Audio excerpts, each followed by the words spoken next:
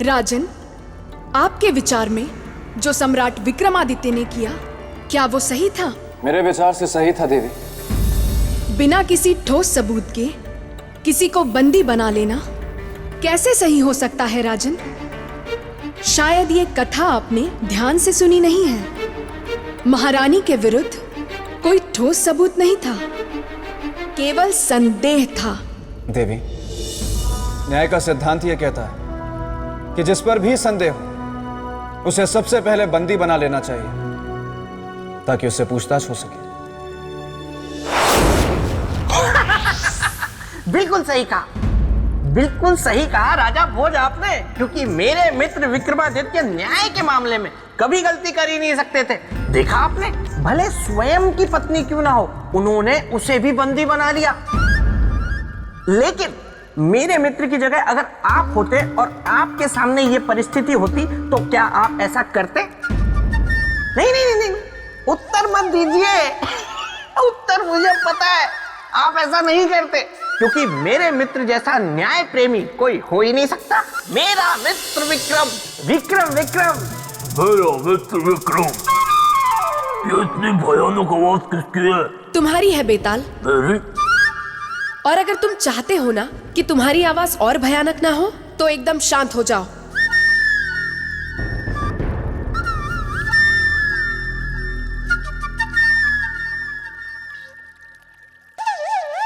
तो राजन, आपके हिसाब से संदेह में आए व्यक्ति को तुरंत बंदी बना लेना चाहिए ताकि पूछताछ में रुकावट ना आए।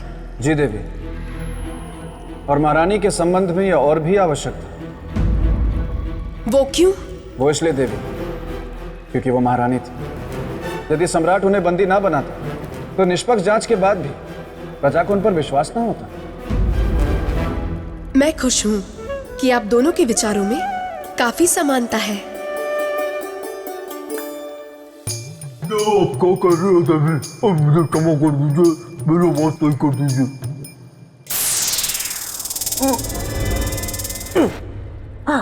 धन्यवाद देवी, धन्यवाद। ये आप क्या कह रही हैं देवी? कहाँ मेरा मित्र विक्रमादित्य और कहाँ राजा भोज? बेताल, राजा भोज ने बिल्कुल सही कहा। सम्राट विक्रमादित्य ने भी ये निर्णय यही सोच कर लिया। पूरी घटना बताए हमें।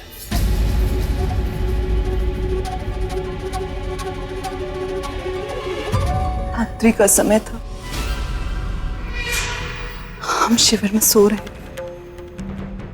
ये अचानक हमें एक पशु के आने की आहट सुनाई दी। वो पशु कोई हिंसक पशु होगा, बस यही सोचकर हमने धनुष पर बाण चढ़ाया और आवाज की दिशा में तीर को छोड़ दिया। किंतु जब हम बाहर गए तो ना तो हमें हमारा तीर मिला और ना ही कोई पशु मिला, तो केवल एक मसक जो कुम्हार मकरंद का था, जो नदी से जल लेने जा रहा था, और आपने उसे हिंसक पशु समझकर अपने तीर का निशाना बना दिया। महाराज, हमसे भूल हो गई। इस सत्य को आप भूल कह रही हैं, वो एक अपराध है, दंडनीय अपराध। स्वामी, इस समय हम आपके स्वामी नहीं। अपराधी के सामने राजधर्म से बंधा एक राज्य का सम्राट खड़ा है। क्या कहना चाहती है? बस यही कि दंड देते समय हमारे महाराज का हृदय कहीं कोमल न पड़ जाए।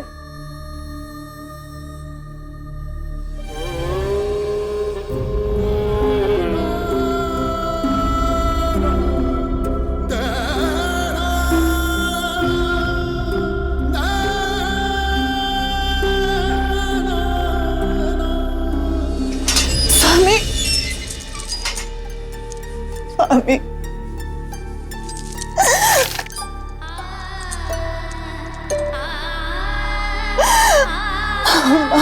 कभी नहीं। देखा राजन, ऐसे ही सम्राट विक्रमादित्य के सामने शीश नहीं झुक जाते थे। अरे ऐसे ही नहीं, सारे भारतवासी उनके गुण गाते थे। लाखों में कोई एक ही विक्रमादित्य कहलाता है। सही कहा आपने बेताल। तो राजन, सम्राट विक्रमादित्य मेरे परम प्रिय मित्र थे, इसलिए मैंने उनसे एक बार एक प्रश्न किया कि सम्राट, इस संसार में सबसे अधिक प्रेम आप किससे करते हैं? और मेरा ये प्रश्न किसी सम्राट या राजा से नहीं है, बल्कि एक साधारण मनुष्य से है, तो उत्तर दीजिए। तो पता है उन्होंने क्या उत्तर दिया? क्या उत्तर दिया? देवी, आप भी सुनिएगा। मेरे मित्र ने उत्तर दिया कि इस समस्त संसार में उन्हें सबसे अधिक प्रेम है अपनी पत्नी चित्रलेखा से। वो चित्रलेखा जिसे बंदी बनाने का आदेश उन्होंने दे दिया था, वो चित्रलेखा जिसे वो कारागार में डलवा चुके थे, वो चित्रलेखा जिसे हत्या के आरोप में वे सजा सुनाने वाले थे। देवी, अगर आप अनुमति दे दे तो इससे आगे की कथा मैं सुना दूं। कृपया मुझे सुनाने दीजिए ना। नहीं बेताल, देवी, अनुमति दे दीजिए ना। देखिए, मेरे मित्र की कथा है तो मुझे भी अवसर अवश्य मिलना ही चाहिए ना। देखिए, अगर आप ना कहेंगी तो मेरे पेट में बुलबुलें उठने लगेंगे और फिर मैं ना चाहते हुए भी बीच में बोलूंगा, जो मैं नहीं चाहता। इसलिए मुझे अनुमति दे दीजिए ना देवी। ठीक है बेताल, अनुमति है। तो राजन, एक बार मेरे मित्र सम्राट विक्रमादित्य के शयन कक्ष में एक चूहिया घुस गई। बेताल, क्षमा देवी, क्षमा, मैं भावनाओं में बह गया, इसीलिए ये कह गया। अब नहीं। तो राजन, राज दरबार में थे सारे राज दरबारी और फरियादी, और उनके सामने थे सम्राट विक्रमादित्य।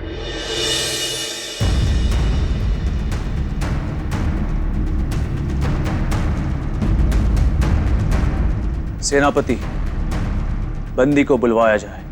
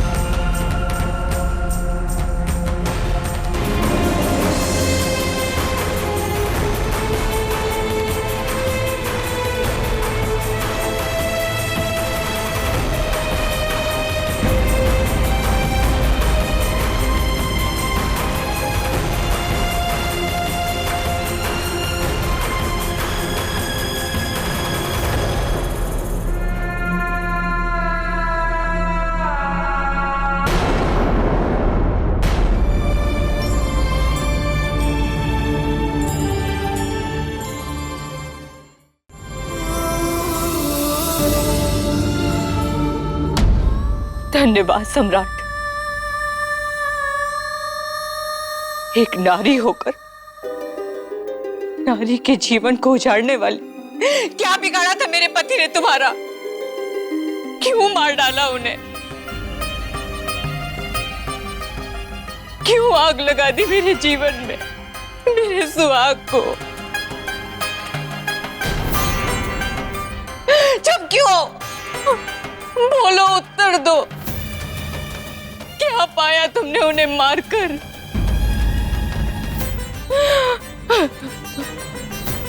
बहन, किसी को मारकर आज तक ना तो किसी को सुख मिला है और ना ही कभी मिलेगा। झूठ बोलती है तू।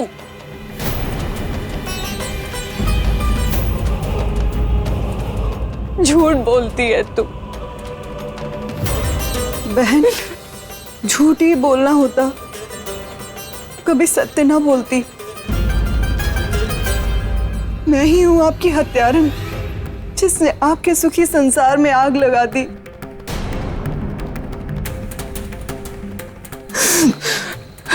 इसलिए सम्राट से प्रार्थना है कि मुझे दंड दिया जाए, कठोर से कठोर दंड दिया जाए। सम्राट, इस हत्यारन को दंड देकर मुझे न्याय दीजिए।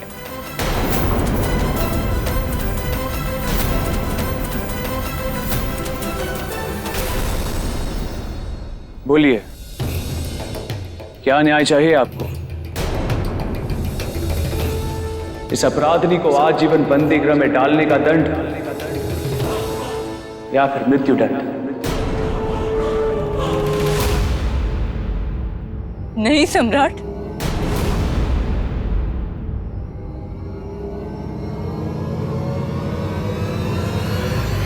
मृत्यु दंड तो इस अपराधिनी के लिए बहुत छोटा दंड होगा। मैं चाहती हूं कि ये जिए, लेकिन विधवा की तरह जिए, लेकिन विधवा की तरह जिए, विधवा की तरह जिए, विधवा की तरह जिए। हर पल मैं अनुभव कर रही हूं, ठीक वही दर्द ये अनुभव करे।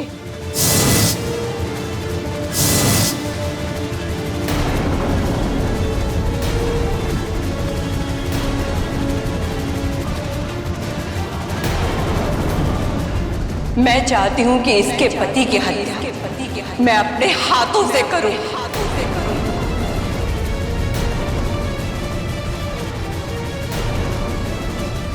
और यही होगा मेरा न्याय।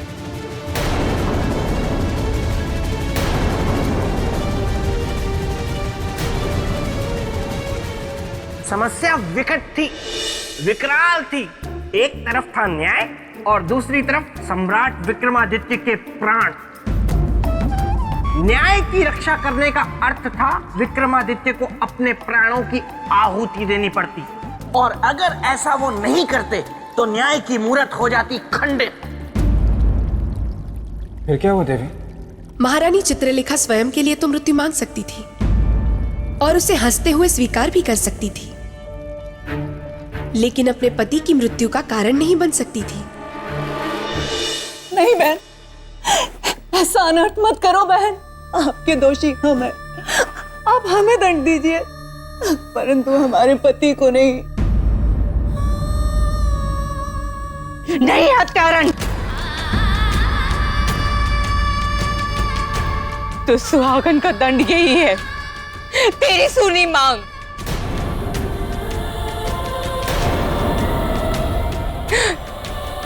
सम्राट, इसके पति को मेरे सामने शीघ्र लाया जाए ताकि मुझे न्याय मिल सके।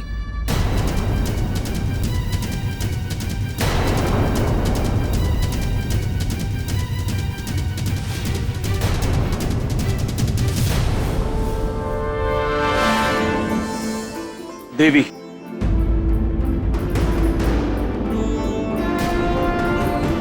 आपको अवश्य न्याय मिलेगा। ये चक्रवर्ती सम्राट विक्रमादित्य का वचन है।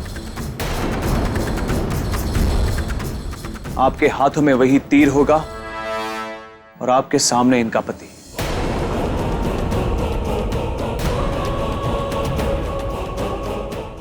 आपके हाथों में वही तीर होगा और आपके सामने इनका पति। नहीं सम्राट,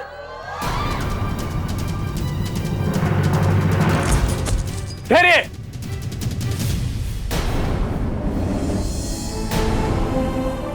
ले जाइए इन्हें। नहीं सम्राट,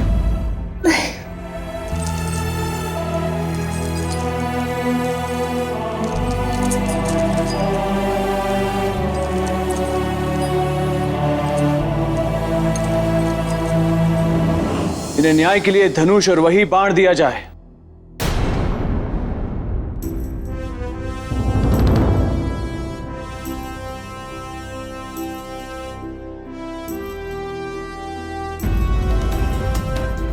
सम्राट, बुलाइए मेरे अपराधी को।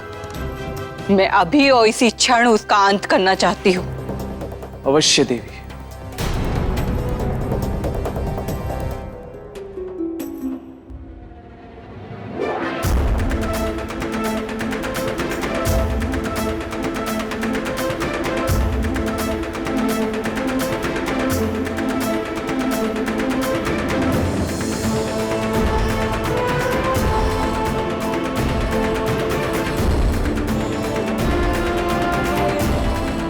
आपका अपराधी आपके सामने खड़ा है देवी। आपके सामने खड़ा है देवी। अपना न्याय पूरा कीजिए। अपना न्याय पूरा कीजिए।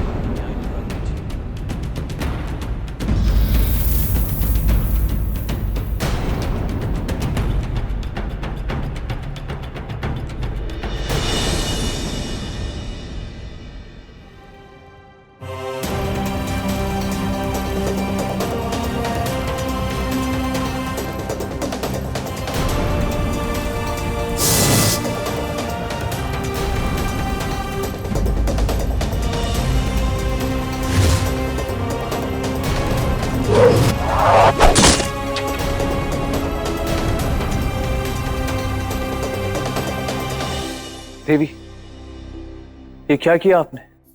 सम्राट, आपकी पत्नी के अपराध का दंड मैं इस राज्य की सारी प्रजा को नहीं दे सकती।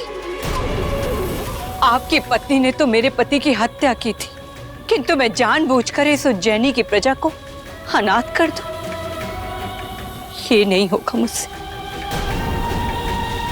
देवी, फिर आपके न्याय का क्या होगा और हमारे न्याय दिलाने के वचन का क्या होगा? न्याय प्रिय चक्रवर्ती सम्राट विक्रमादित्य, हमारा न्याय आप पर ऋण रहा, इस उज्जैनी पर, उज्जैनी की सारी प्रजा पर।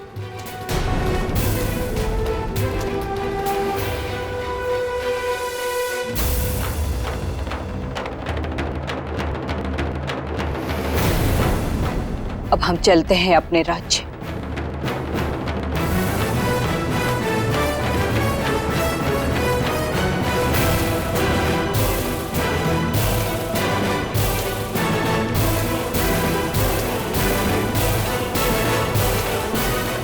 देखा राजन, मेरे मित्र सम्राट विक्रमादित्य की न्यायशीलता को। न्याय कलंकित ना हो, इसलिए उन्होंने अपनी पत्नी तक को बंदी बना लिया, स्वयं को और उज्जैनी के भविष्य को दांव पर लगा दिया। ऐसा न्याय दूसरा कोई नहीं कर सकता। क्षमा करिएगा देवी, पर जिसे आप न्याय कह रही हैं वो न्याय नहीं है। क्या न्याय नहीं है? नहीं देवी। वाह वाह राजा भोज वाह, एक आप ही हैं इस संसार में सबसे बुद्धिमान जो मेरे मित्र विक्रमादित्य के न्याय की कथा सुनने के बाद ये कह रहे हैं कि उन्होंने जो किया वो न्याय नहीं था। नहीं था।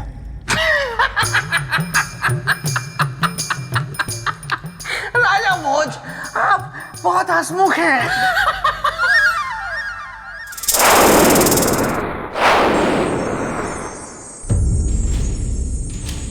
आप ये कैसे कह सकते हैं कि सम्राट विक्रमादित्य ने जो किया वो न्याय नहीं है? देवी, न्याय का अर्थ होता है न्याय मांगने वाले का भला, परंतु इस न्याय से तो सुनंदा का कुछ भला हुआ ही नहीं, बल्कि उसने जीवन दान देकर सम्राट के साथ साथ पूरी उज्जैनी का भला कर दिया। और जहां तक मुझे लगता है देवी, इस अपमानजनक परिस्थिति में सम्राट विक्रमादित्य को मुकुट उतारने तक पर विवश कर दिया होगा। सही कहा आपने, पर गंभीरता को सहजता में बदलना सम्राट भली भांति जानते थे।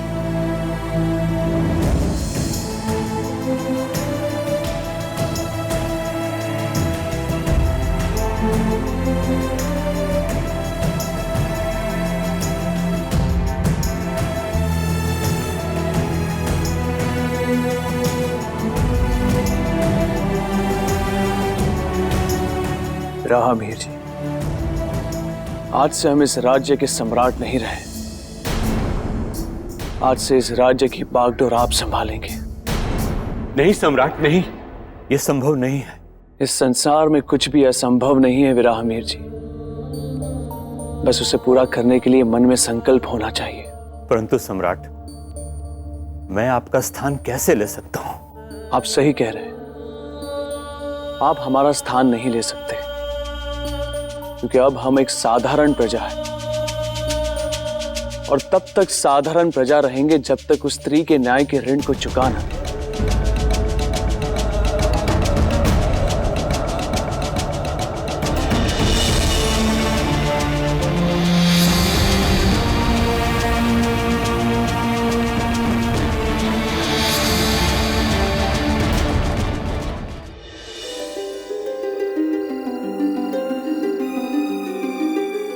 महारानी। सम्राट, सम्राट, ये सब आप क्या कर रहे हैं? जब से हमें ये सब पता चला है तब से हम आपकी प्रतीक्षा कर रहे हैं ताकि हम आपसे बात कर सके।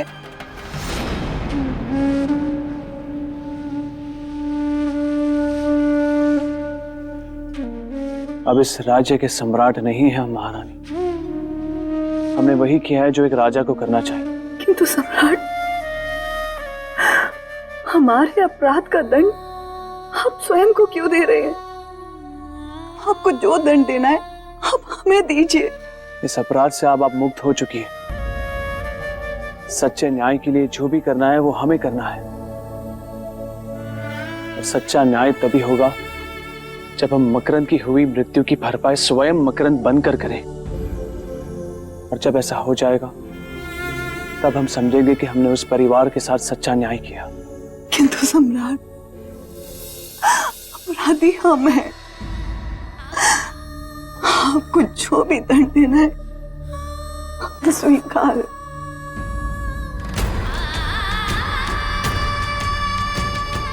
चलते हैं।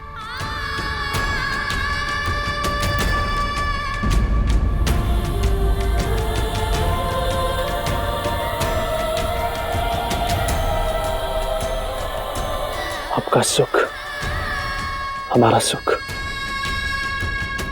आपका दुख हमारा दुख, आपकी अच्छाई हमारी अच्छाई, और आपका अपराध भी हमारा अपराध।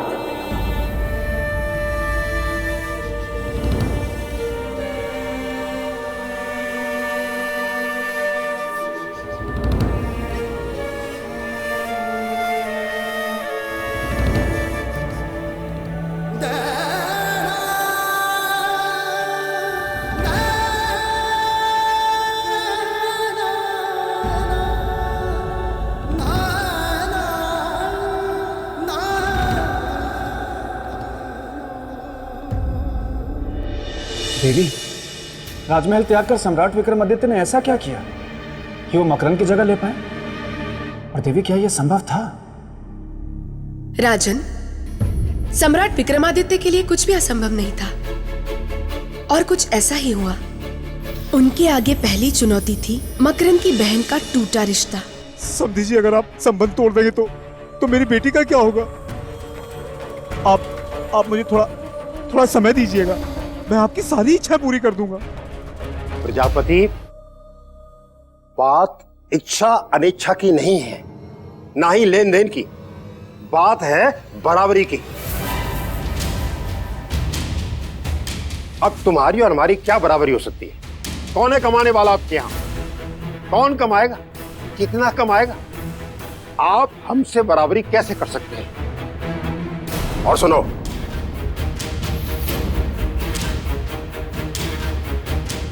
जो तुमने ब्याह में दिया था ना, वो इस पोटली में है। रखिए इस पोटली को, रखिए इसको। अब हम चलते हैं। सुनिए, सुनिए तो। सुनिए तो, मेरी बात तो सुनिए।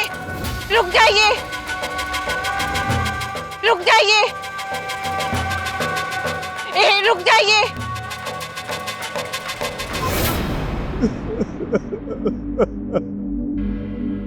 मेरी बेटी सुंदरी का क्या होगा? उसका जीवन बर्बाद हो जाएगा।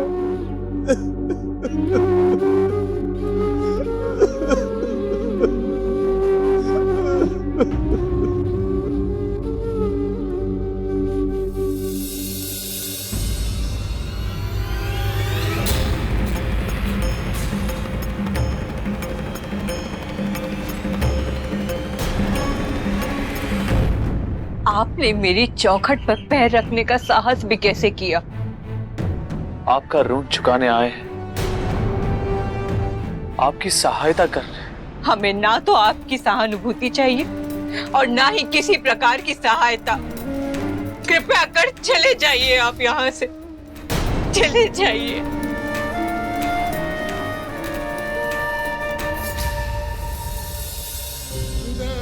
देवी, हमें एक अवसर दे दीजिए। आप हमसे जो कहेंगी हम वो करेंगे। अगर आपको सच्चे हृदय से मेरी सहायता करनी है ना, तो ठीक है, लौटा दीजिए मुझे मेरा पति। मेरे बच्चे को उसका पिता लौटा दीजिए, उस अभागन बहन को उसका भाई लौटा दीजिए, उस पिता को उसका बेटा लौटा दीजिए। लौटा दीजिए।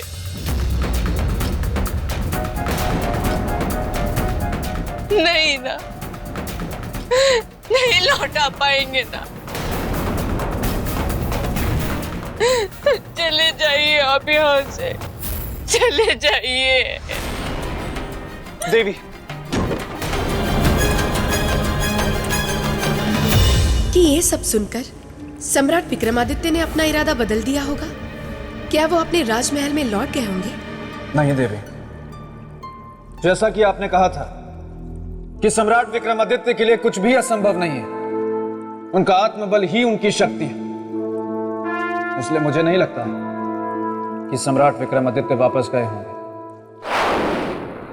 लेकिन मैं वापस आ गया हूं। देवी, देवी मुझे क्षमा कर दीजिए। प्रेत भूमि में अपने मित्र की इस करुणामयी कथा को सुनकर मैं बहुत रो रहा था, और अकेले अकेले रोना मुझे बिल्कुल अच्छा नहीं लगता, इसीलिए मैं यहाँ आ गया। ठीक है बेताल, तो सुनिए राजन। मकरंद की पत्नी से खरी खोटी सुनने के बाद सम्राट विक्रमादित्य के सामने संपूर्ण गांव उपस्थित था।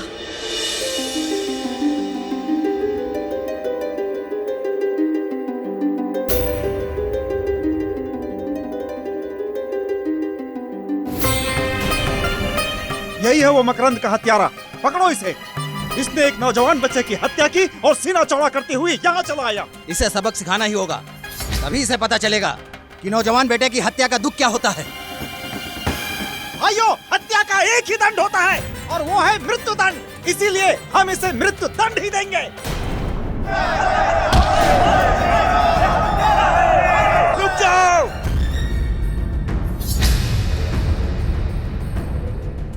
कोई इन्हें नहीं मारेगा, कोई भी इन्हें नहीं मारेगा। ये क्या कह रहे हो प्रजापति? ये तुम्हारे नौजवान बेटे की हत्या का दोषी है। मेरे बेटे की हत्या का दोषी है ना, तुम्हारे बेटे की हत्या का दोषी तो नहीं। ये आप कैसी बात कर रहे हैं प्रजापति? अगर आज तुम इसे बचाओगे तो इसके तुम ही दोषी ठहराए जाओगे। आप लोग चले जाओ यहाँ से। अगर मदद नहीं कर सकते तो झूठी सहानुभूति तो मत दिखाओ। जाओ यहाँ से, आप लोग जा सकते हैं। याद रखो प्रजापति, इसे जिंदा रखकर सांप को दूध पिलाओगे तुम। चलो भाइयों, चलो।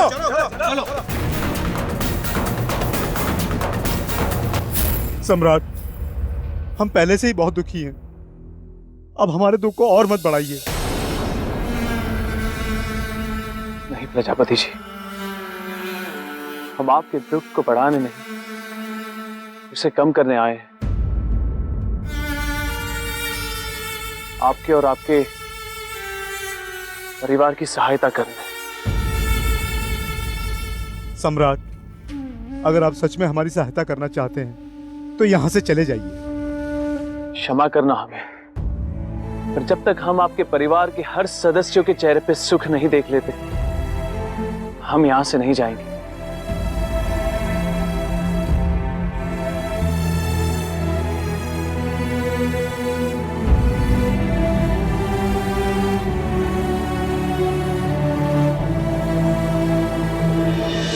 फिर क्या हुआ दीदी? मेहनत, कड़ा परिश्रम। कल तक जो राजभवन का राजा था, आज वो घड़ा बनाने वाला बन गया।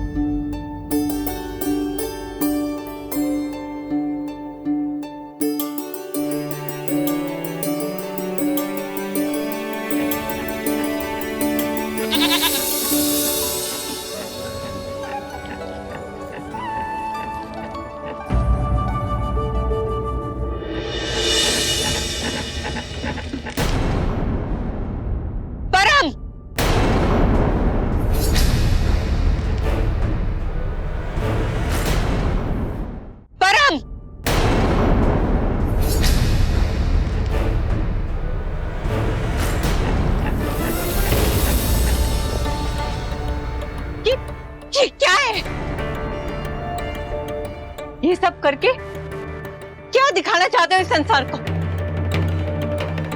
क्या बताना चाहते हैं कि आप बहुत न्यायप्रिय हैं, आप हमारे शुभ चिंतक हैं? क्या सिद्ध करना चाहते हैं? देवी, हम कुछ सिद्ध नहीं करना चाहते। हम तो आपकी और आपके परिवार की सहायता करने आए हैं। नाम मत लीजिए सहायता का। चलो यहाँ। देवी, देवी,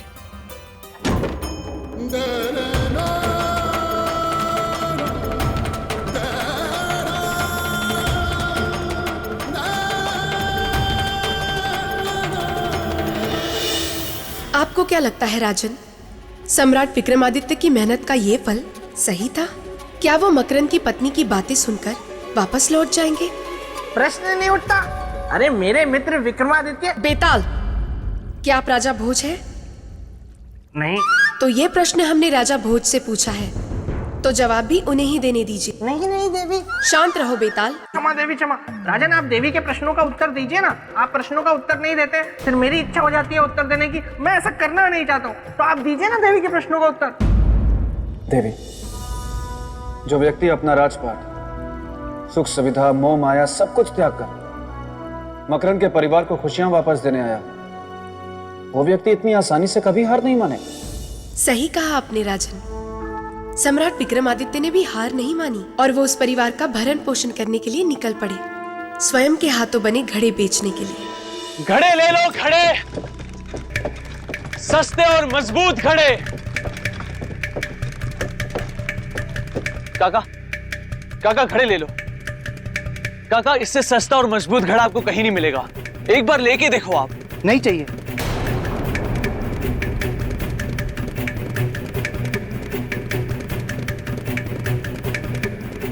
काकी, काकी घड़ा ले लीजिए।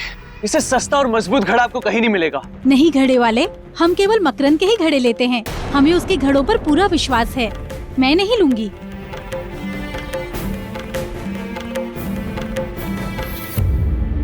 यानी मकरंद की साख और उस पर लोगों का विश्वास,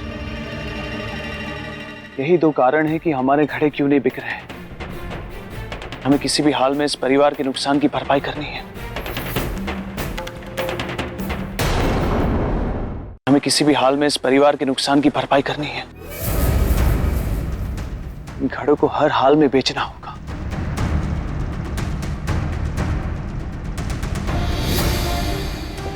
मजबूत और सस्ते घड़े। काका, काका घड़े लेंगे आप? नहीं चाहिए। बहन जी, बहन जी एक घड़ा ले लीजिए। कितने का है ये घड़ा? आप दाम की चिंता मत कीजिए, इसकी मजबूती देखिए आप। अगर ये इस जमीन पर लुढ़क भी जाए ना तो भी टूटेगा नहीं। मिट्टी के बर्तन और जमीन पर लुढ़कने से ना टूटे, ऐसे तो सिर्फ मकरंद के घड़े हुआ करते थे। मैं आपको अभी दिखाता हूँ, आप भी देखिए।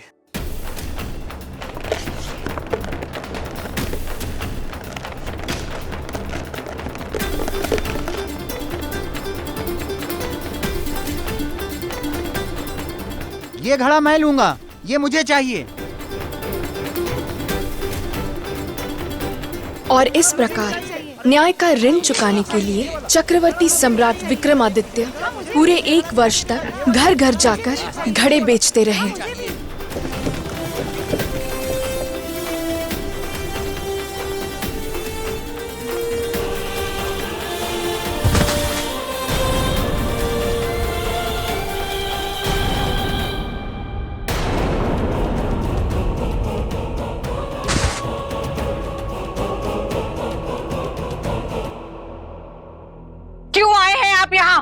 मैंने आपसे पहले भी कहा है कि हमें आपकी किसी भी प्रकार की कोई सहायता, कोई आवश्यकता नहीं है, लेकिन पता नहीं क्यों आप बार बार हमारे घाव को कुरेदने चले आते।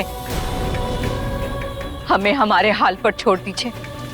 हमारे भाग्य में जो होगा वो होगा हमारे साथ। जीना होगा भाग्य में तो जी लेंगे और मरना होगा तो मर जाएंगे। कृपा कर चले जाइए। सुनंदा। नहीं बाबूजी, हमें कुछ नहीं चाहिए इनसे, कोई दान नहीं चाहिए।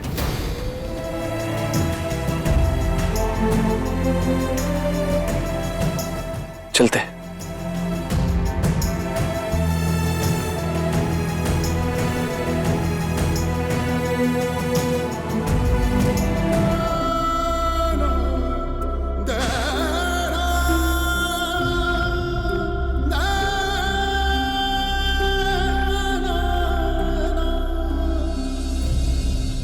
समधी जी प्रणाम।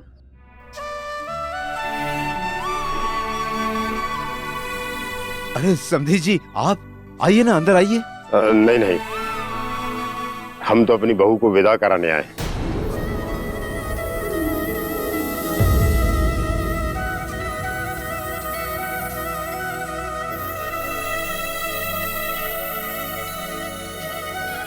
लेकिन आप तो रिश्ता तोड़ गए थे, फिर ये विदाई?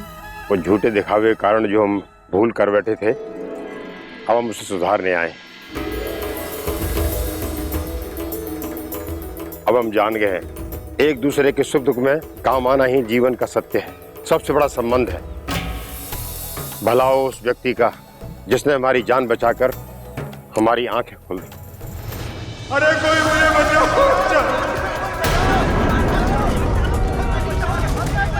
बचाओ, अरे मुझे कोई बचाओ, अरे हरिया, अरे मारो, अरे कोई तो बचाओ मुझे, बचाओ, अरे कोई मुझे बचाओ, बचाओ, कोई है, अरे बचाओ, बचाओ, बचाओ मुझे।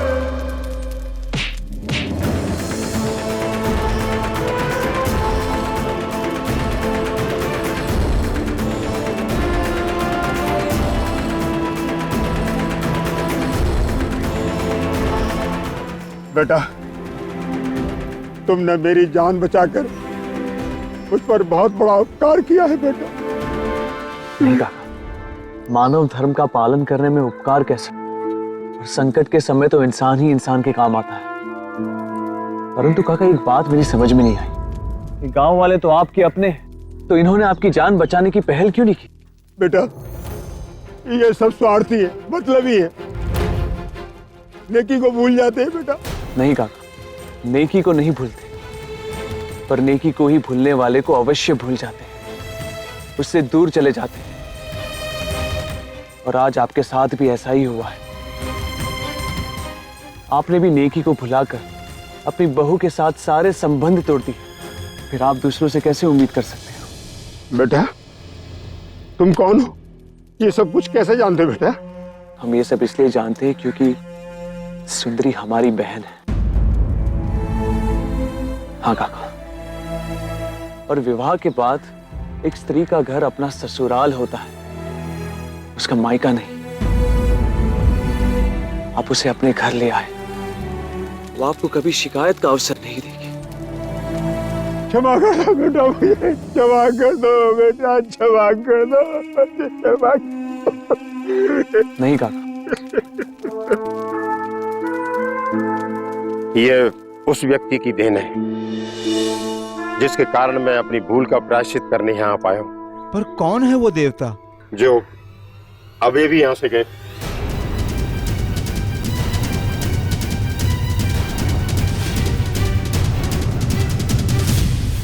चलो बेटी, अपने घर चलो।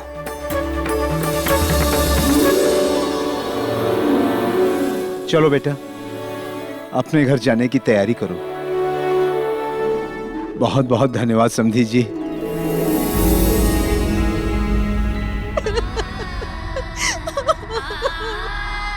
सुनीति, भाभी, भले वो व्यक्ति अपराधी क्यों न हो, पर उस व्यक्ति ने मेरा घर बसा के एक सच्चे भाई का धर्म निभाया है।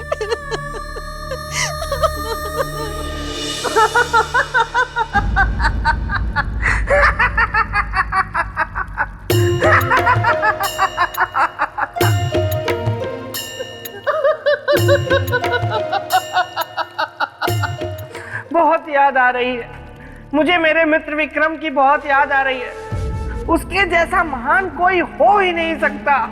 एक परिवार को बचाने के लिए कितना बड़ा त्याग किया मेरे मित्र ने। देखा राजन, मैं ऐसे ही नहीं कहता रहता कि आप मेरे मित्र के नाखून की भी बराबरी नहीं कर सकते। वो पहाड़ है तो आप राई, वो समंदर है तो आप खाई। सही कहा मेरे भाई।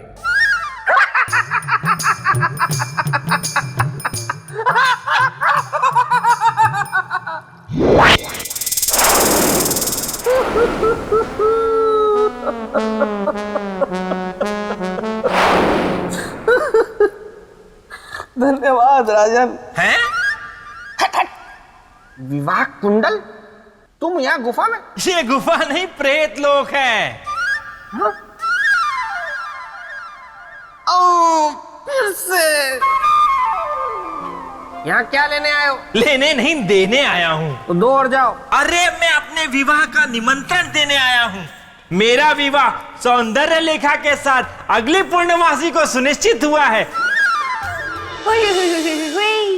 तुम फिर आ गई। हाँ, लेकिन इस बार तो मैं ये बताने आई हूँ कि तुम तो विवाह के लिए नहीं हो रजामंद, तो मैंने किसी और को कर लिया है पसंद। क्या? सच? कौन है वो? विवाह कुंडल, उसमें मेरा दिल आया है, उसी को मैंने अपना जीवन साथी बनाया है। तो मैं क्या करूं? अरे मतलब हम मित्र हैं ना, इसीलिए मैं तुम्हें निमंत्रित करने आया हूँ। अरे तुम्हारे पास अवसर था पर तुमने गवा दिया। वैसे तुम विवाह में आना जरूर। ऐ मेरे परम प्यारे पेड़, मुझे जलन हो रही है। लेकिन क्यों? मैं तो सौंदर्य लेखा से विवाह नहीं करना चाहता ना, फिर क्यों? जाने दो, मैं तो देखता हूँ कि देवी राजा भोज को क्या बता रही है। सम्राट विक्रमादित्य के परिश्रम से सुंदरी की डोली तो उठ गई, लेकिन उस परिवार के सर से दुर्भाग्य का साया नहीं उठा। दुर्भाग्य वहीं के वहीं खड़ा था।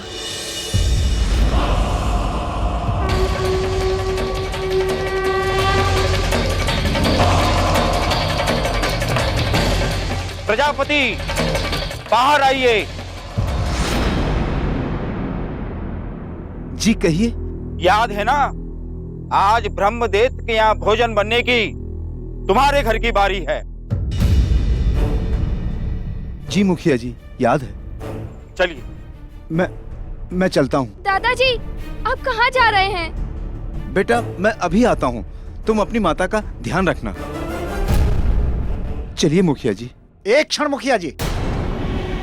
प्रजापति, हम आपको नहीं ले जा सकते।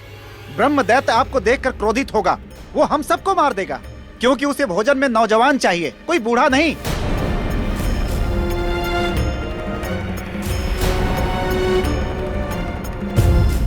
पर मुखिया जी, आप तो जानते हैं घर में केवल मैं ही हूँ। मेरा एक पुत्र था जिसकी मृत्यु हो चुकी है। तो तुम्हारा ये पोता है ना, इसे दे दो।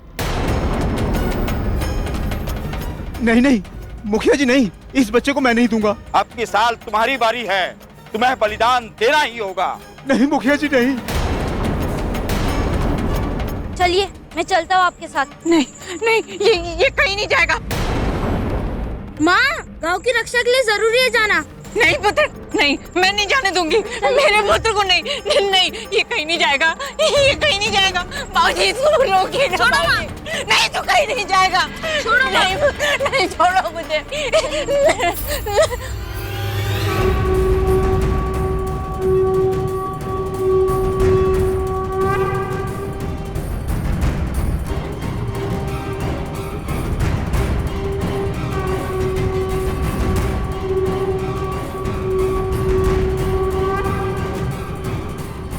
चलिए, खुशियां मनाई जाए।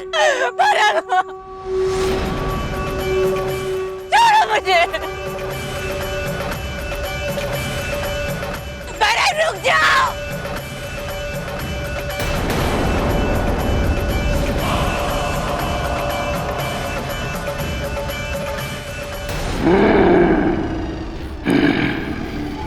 ये गांव वाले अभी तक मेरा भोजन लेकर क्यों नहीं आए?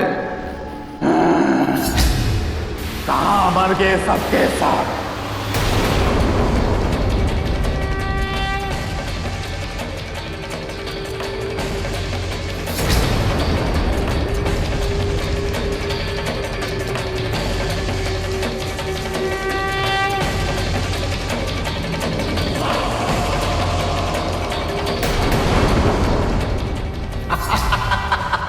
चलो। परम, मेरे बच्चे को कहीं मत ले जाइए। नहीं, इसे ब्रह्मदैत्य के पास मत ले जाइए। नहीं परम। वाह, इस बार भोजन में एक बच्चा। बहुत आनंद आएगा।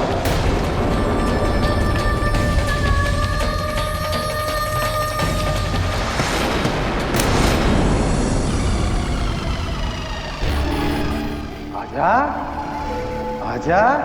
मत मारो मुझे, मुझे मत मारो, मुझे मत मारो। मेरा भोजन।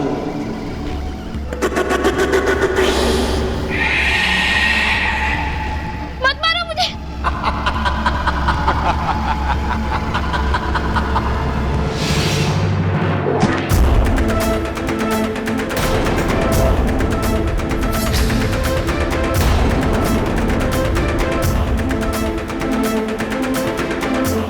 कौन हो तुम? यहाँ कैसे आए और क्या करने आए हो यहाँ?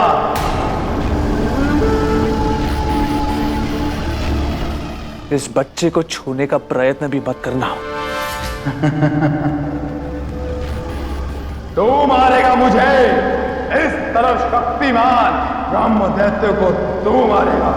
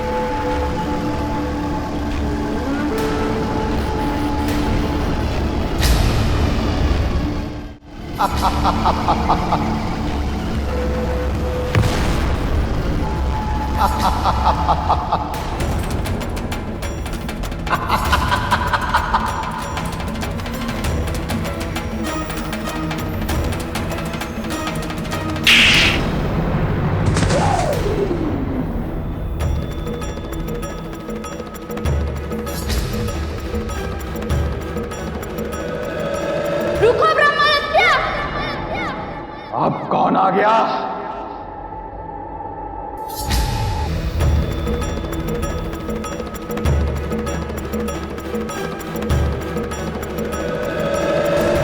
तू रोकेगा मुझे? हाँ हाँ, मैं ही रोकूंगा तुझे।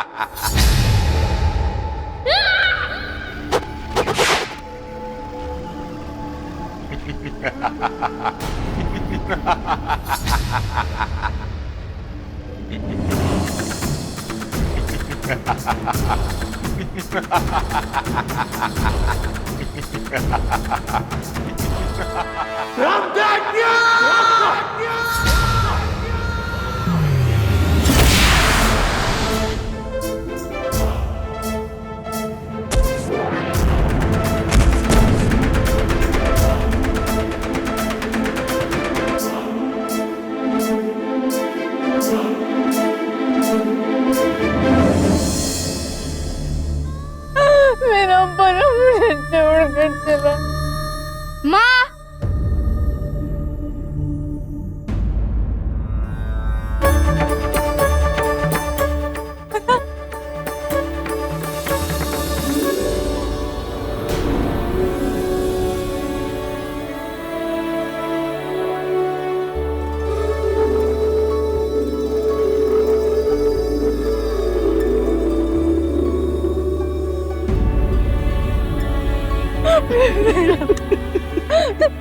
जीवित है?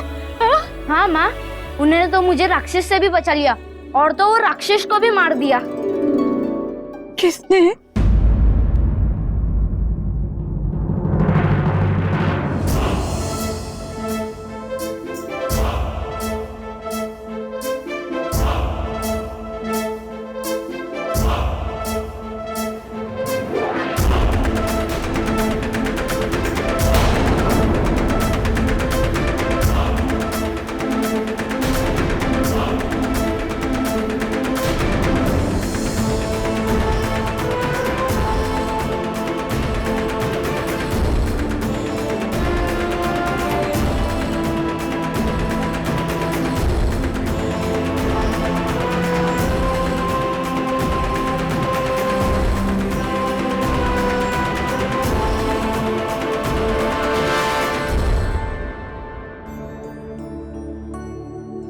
अब तो मैं आपसे क्षमा मांगने योग्य भी नहीं रही। घृणा का ये उपहार, आप सच में महान है सम्राट।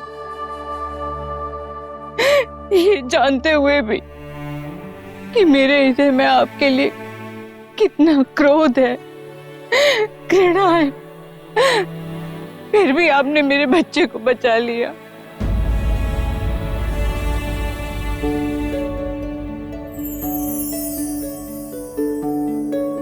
मैं आपकी ऋणी हो गई। आपने मुझे न्याय दे दिया सम्राट। अब मुझे ये कहने में तनिक भी संकोच नहीं होगा कि इस संसार में आप जैसा न्यायप्रिय सम्राट न हुआ है और ना ही कभी होगा।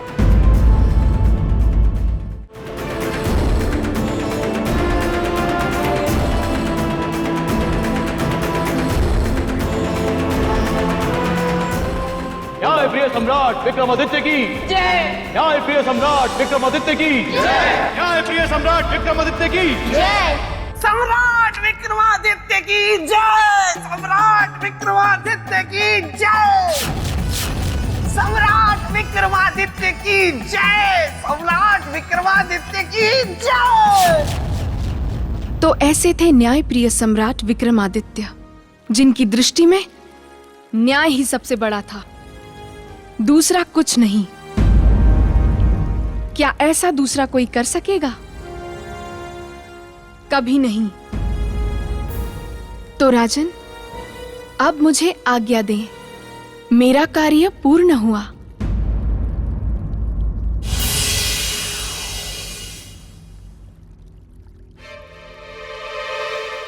राजन, आपके अनुसार सम्राट विक्रमादित्य के न्याय का क्या रूप था? साधारण या असाधारण? किसी के पक्ष में या निष्पक्ष? निष्पक्ष और असाधारण, उनके न्याय की तो तुलना ही नहीं हो सकती देवी।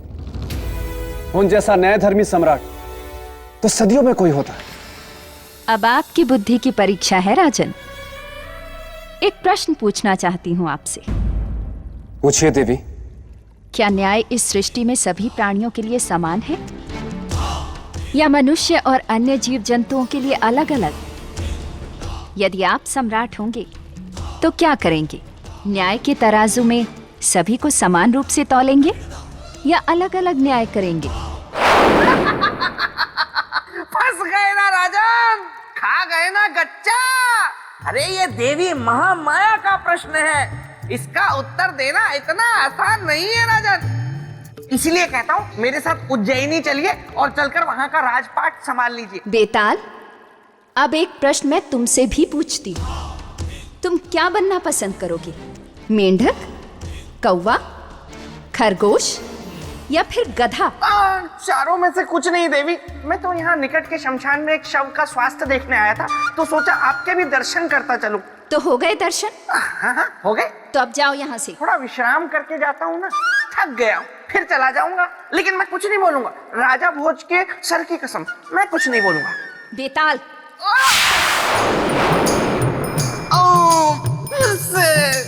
बोलू बोलू।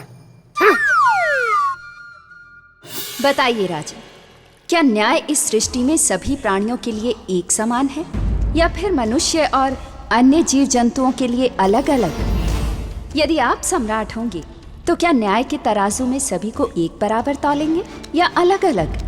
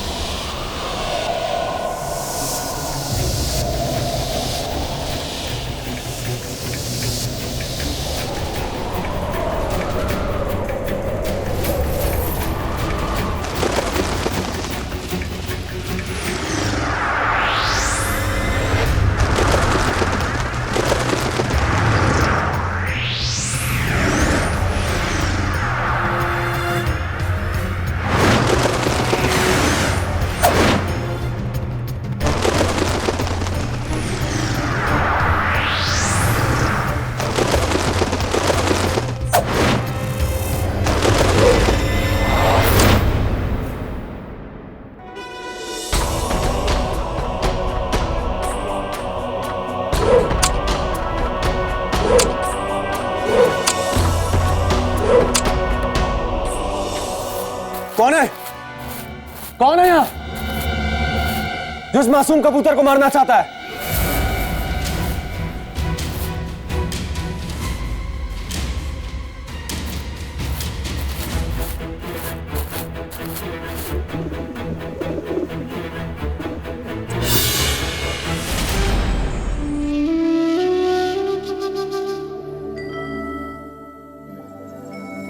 अब तुम्हें डरने की आवश्यकता नहीं। मैं हूं तुम्हारी रक्षा करने के लिए। रुको, रुको, ये मेरा कबूतर है, ये मेरा कबूतर है। राजन, ये कबूतर मेरा है, मुझे दो इसे।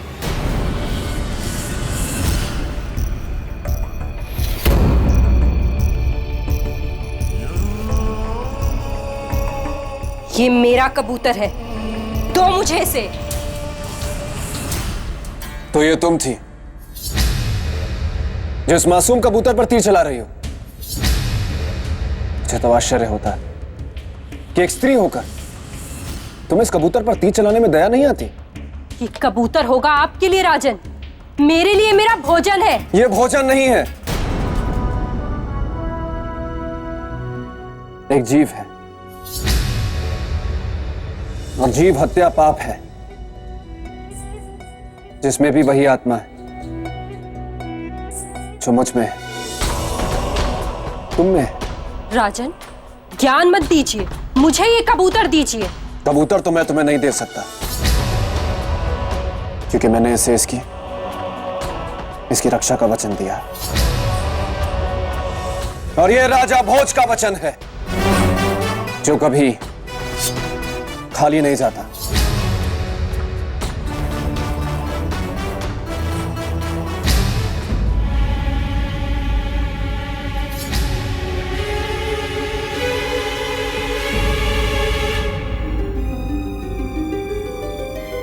देवी, आप रोने क्यों लगी? क्योंकि आप मेरे भूखे बीमार पति के साथ अन्याय कर रहे हैं। अन्याय? कैसे? अगर आपके लिए इस कबूतर की जीवन रक्षा न्याय है, तो मेरे साथ अन्याय क्यों कर रहे हैं?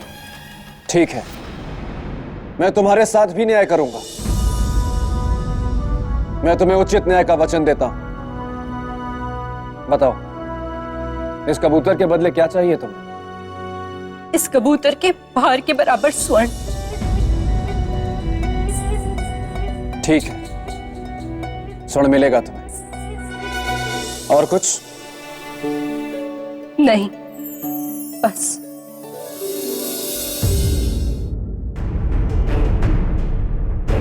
राजन, आप एक बार पुनः विचार कर लें। राजा भोज का निर्णय अडिग है। यही तो समस्या है कि इनका निर्णय अडिग होता है, और अब मेरे मित्र विक्रमादित्य के सिंहासन को पाने का निर्णय करके बैठ गए, और मैं इन्हें डिगा नहीं पा रहा हूं, जबकि मैं हूं बेताल, गलने नहीं देता किसी की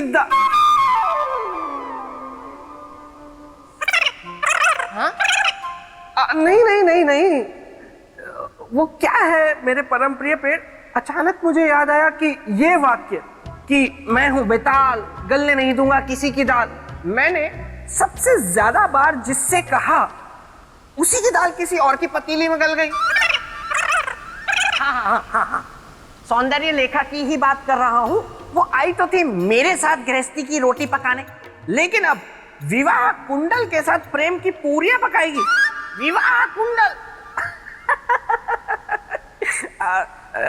मुझे कोई फर्क नहीं पड़ता, मुझे क्या, तुम भी ना मेरे परम प्रिय पेड़, पता नहीं कब क्या क्या चर्चाएं छेड़ देते हो।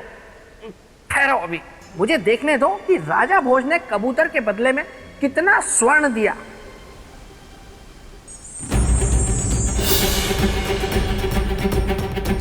महाराज, इस कबूतर के भार के बराबर तो कोई लोहा ना दे, और आप साहूकार,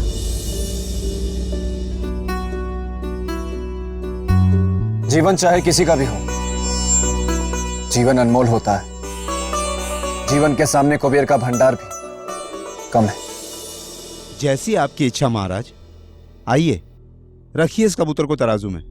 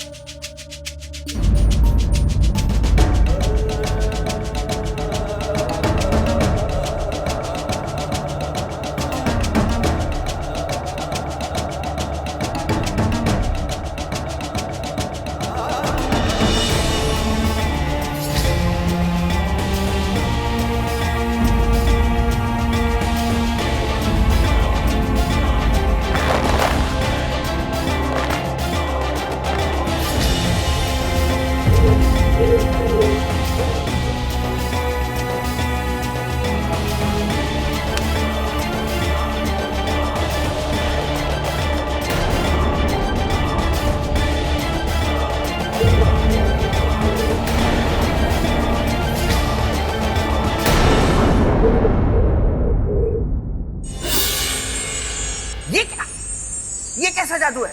ये कबूतर के रूप में कोई हाथी है या हाथी के रूप में कबूतर है? इतना सब कुछ रखने के बाद भी तराजू टस से मस ही नहीं हो रहा।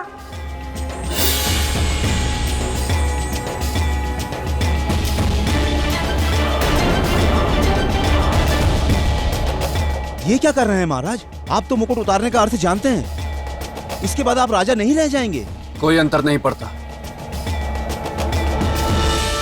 इस एक मामूली कबूतर के लिए ऐसा मत करिए। अपना मुकुट वापस पहन लीजिए। किसी परिस्थिति में नहीं।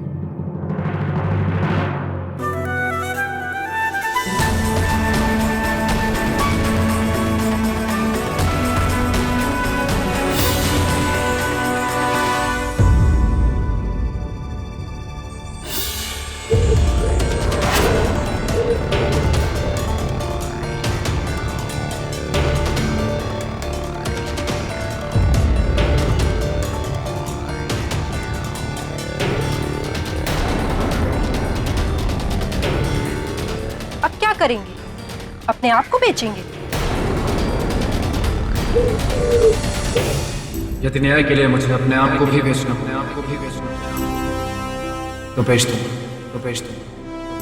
परंतु किसी के साथ अन्याय नहीं होने दूंगा। राजन, अब तो न्याय के लिए संध्या तक प्रतीक्षा करनी होगी, क्योंकि हाट संध्या को ही लगता है। करूंगा प्रतीक्षा। महाराज, आपने कबूतर की जान तो बचा ली, इसके बदले में आपने भीलनी को सब कुछ दिया, यहां तक कि अपना मुकुट भी। इससे तो भीलनी की कई पीढ़ियों का भरण पोषण हो जाएगा। तो फिर आप अपने आप को क्यों बेचना चाहते हैं? ताकि मैं भिल्ली और कबूतर दोनों के साथ समान न्याय कर सकूं। क्या ऐसा करना इतना आवश्यक है? क्योंकि अगर मैं ऐसा नहीं करूंगा तो न्याय कलंकित हो जाएगा। जिसमें आपकी खुशी, मैं तो आपके भले के लिए कह रहा था। चुपचाप आप कबूतर लेकर निकल लेते, भील नहीं आती, अपना सामान लेकर जाती। ये असंभव है। तो ठीक है, हाट लग रहा है वहां, अब जाइए।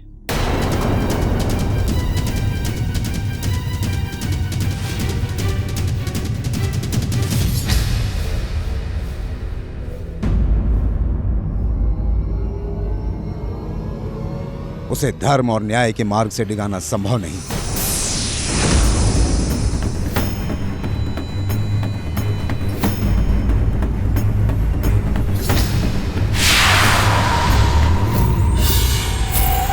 महामाया, कैसी है ये माया?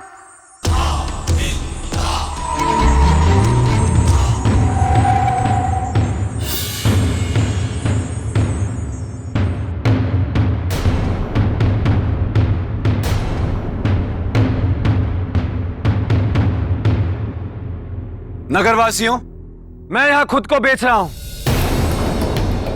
इसलिए मैं आप सबसे निवेदन करता हूं कि मेरी ऊंची से ऊंची बोली लगाएं और मुझे अपना सेवक बनाएं।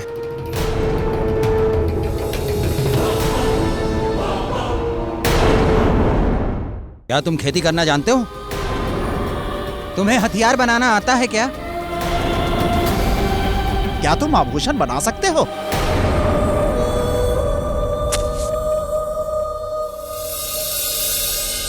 नहीं, पर आप मुझे अवसर देंगे तो मैं सीख लूंगा। तुम्हें कोई नहीं सिखाएगा भाई, क्योंकि तुम्हें इस काम का अनुभव नहीं है।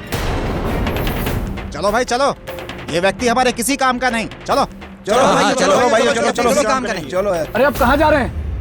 अरे आप लोग ऐसे नहीं जा सकते। अरे मेरा मूल्य तो लगाओ, मैं अपने आप को बेचना चाहता हूं। मेरा मूल्य लगाइए। कैश नगर में कोई भी नहीं है जो मुझे खरीद सके।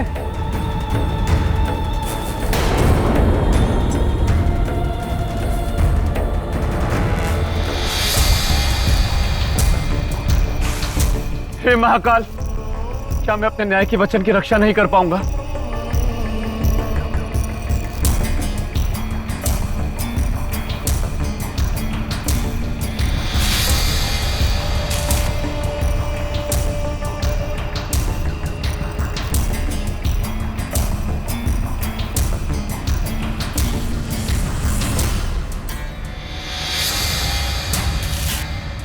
सुना है यहाँ कोई बिक रहा है, कौन है वो भाई?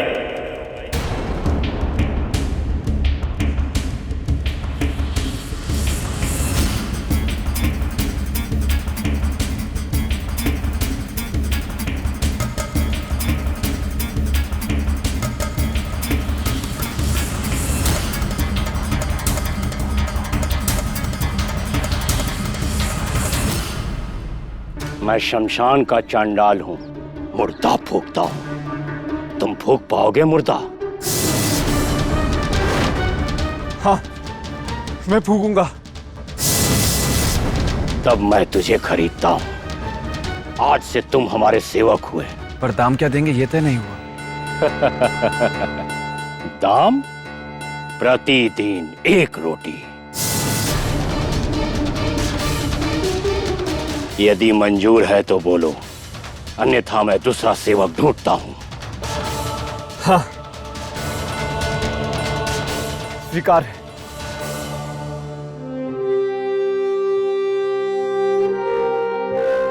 इसे कहते हैं जात भी गवाना और भात भी ना खाना।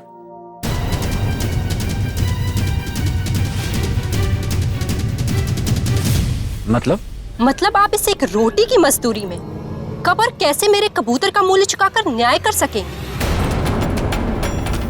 मैं और प्रतीक्षा नहीं कर सकती।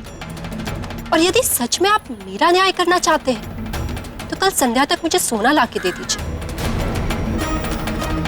वरना भूल जाइए न्याय और भूल जाइए ये कबूतर।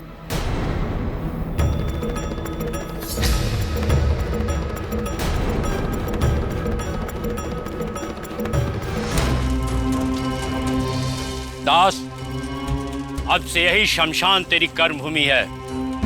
यहाँ चिता जलाने की तैयारी से लेकर चिता जलाने का, कर वसूलने का कार्य सब तुझे ही करना होगा, बिना किसी दया मया के। और जो कर न दे उसकी चिता नहीं जलाना, समझे? तो जा जंगल से चिताओं को जलाने के लिए लकड़ियां काट कर ले आ।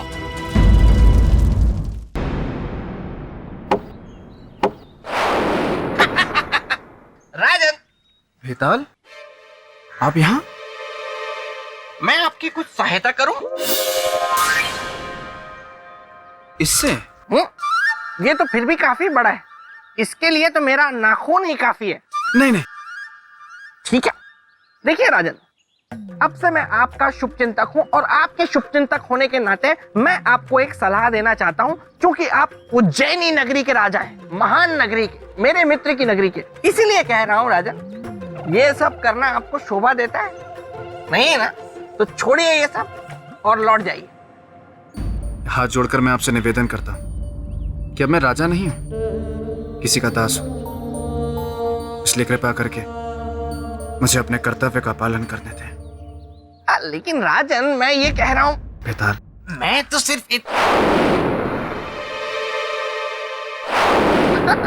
बेताल, प्रणाम देवी। तुम जानते हो ना, जो भी राजा भोज के साथ हो रहा है वो मेरी ही माया है। जी देवी। फिर भी तुमने राजा भोज को मेरी माया से निकालने का प्रयत्न किया। अब इसके लिए तुम्हें दंड तो भुगतना ही होगा। क्षमा क्षमा देवी, क्षमा। इस बार तुम्हें क्षमा नहीं मिलेगी बेताल, दंड मिलेगा। अब 1 दिन तक खरगोश बनकर रहोगे। क्षमा देवी, क्षमा। मैं भावनाओं में बह गया, इसीलिए ये कह गया।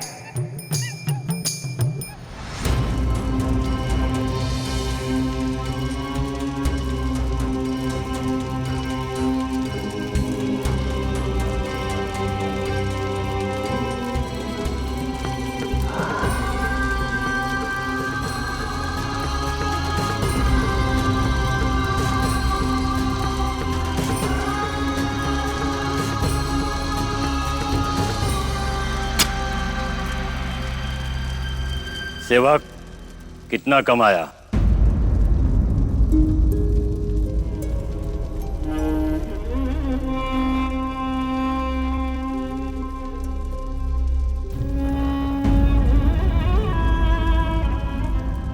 बस इतना ही?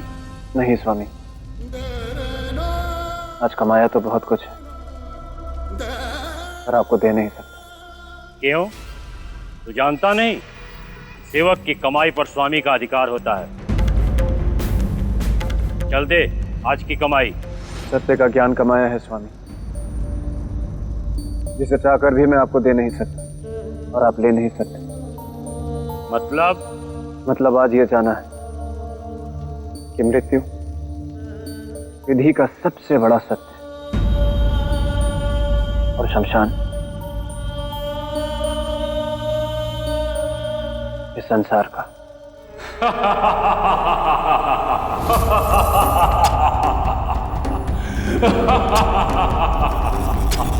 तू तो बड़ा ज्ञानी है रे।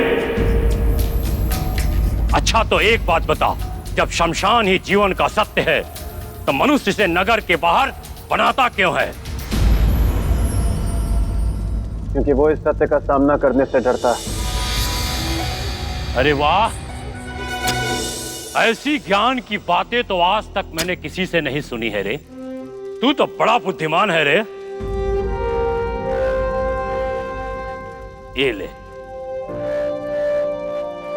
ये ले रोटी, ये तेरी आज की कमाई। जा खा ले, बहुत भूख लगी होगी।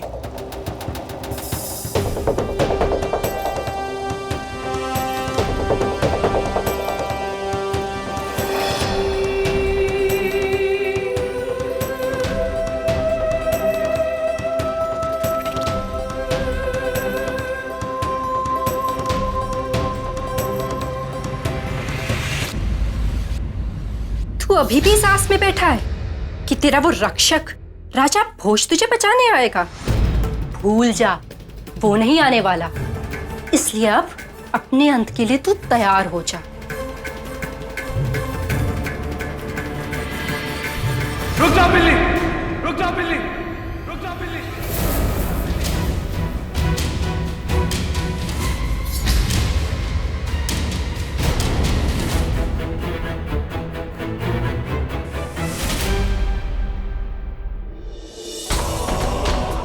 तुम्हारा न्याय करने मैं आ गया।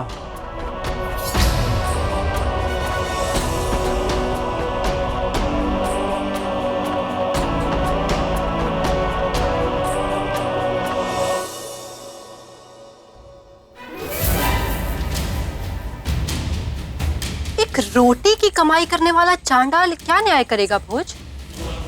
न्याय करना है तो सोना ले आइए, वरना जाइए। जब इतना सोना इस कबूतर को नहीं तौल पाया तो आपकी एक रोटी क्या तौलेगी? इसकी कीमत को कम मत समझना भिलनी। ये अन्न है और अन्न इस संसार का सबसे बड़ा धन होता है, सबसे भारी और सबसे बहुमूल्य। इसकी तुलना इस संसार का कोई भी रत्न नहीं कर सकता। इस बात को याद रखना। इस बात की गवाही तो तराजू देगा जब इसे तौला जाएगा।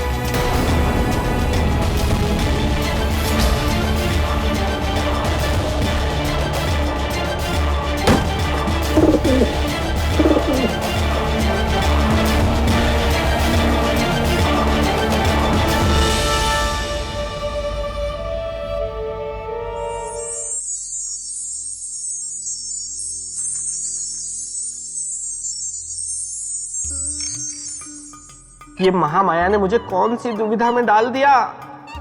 अब ये 24 घंटे कब पूरे होंगे और कब मैं फिर खरगोश से बेताल बनूंगा? कहीं राजा भोज सिंहासन पाने की दाल गला ना ले। देखूं तो वो है कहां? खरगोश की आंखें भी छोटी होती है। देवी, मैंने अपने वचन के अनुसार आपका न्याय कर दिया है। अब ये सब कुछ आपका है, इसे स्वीकार करें और मुझे आज्ञा दें।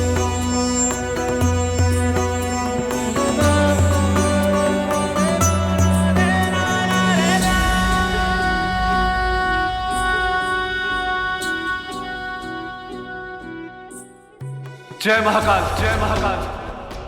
आपने मेरे न्याय के वचन की रक्षा की। आपको कोटि कोटि धन्यवाद। राजन, आप धन्य हैं। मुझे अब ये सब नहीं चाहिए।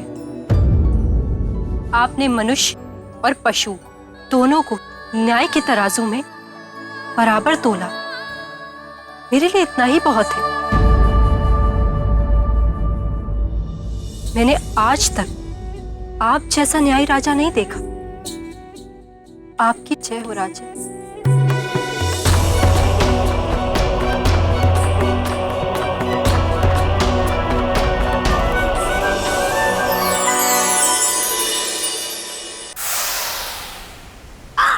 वाह वाह वाह पहले जैसा हो गया। वाह वाह। राजा भोज तो गुफा में पहुंच गए।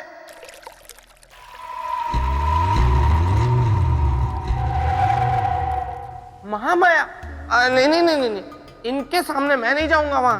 वरना पता नहीं इस बार मुझे क्या बना देंगी। राजन, आप और आपका न्याय दोनों ही धन्य हैं। जिस प्रकार आपने एक पक्षी और एक मनुष्य के बीच समानता से न्याय किया है, उसे ये संसार सदा ही याद रखेगा। न्याय की कसौटी पर आप खरे उतरे हैं राजन। अब आप सिंहासन की ओर कदम बढ़ा सकते हैं। अरे नहीं, ऐसे कैसे सिंहासन की तरफ कदम बढ़ा देंगे राजा भोज? मैं हूं बेताल, गलने नहीं दूंगा इनकी दाल। राजन, मैं आ गया।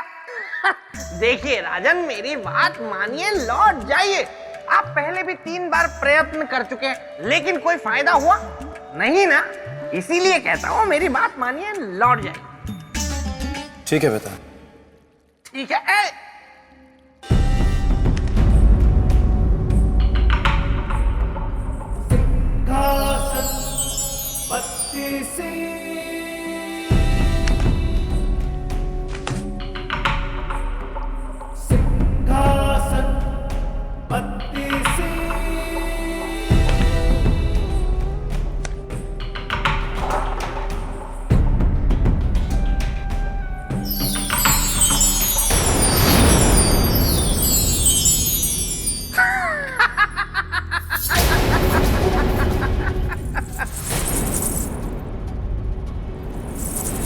पायल की छन छन।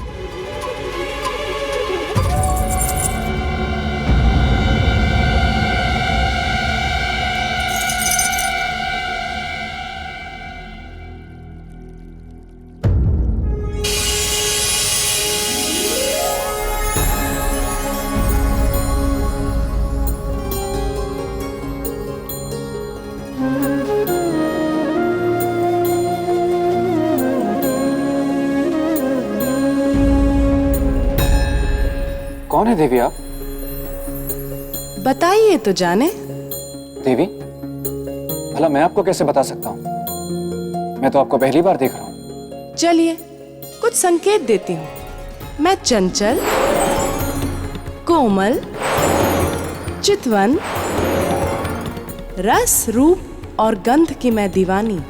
आप बताइए। नहीं बता सकता देवी, कृपया आप स्वयं बता दें। ना रजनीगंधा, ना अश्वगंधा, चित्रगंधा है मेरा नाम। चरित्र की पुतली होने के नाते चरित्र को परखना है मेरा काम। चरित्र की देवी चित्रगंधा, राजा भोज का आपको प्रणाम। राजन, आइए आइए आइए आइए।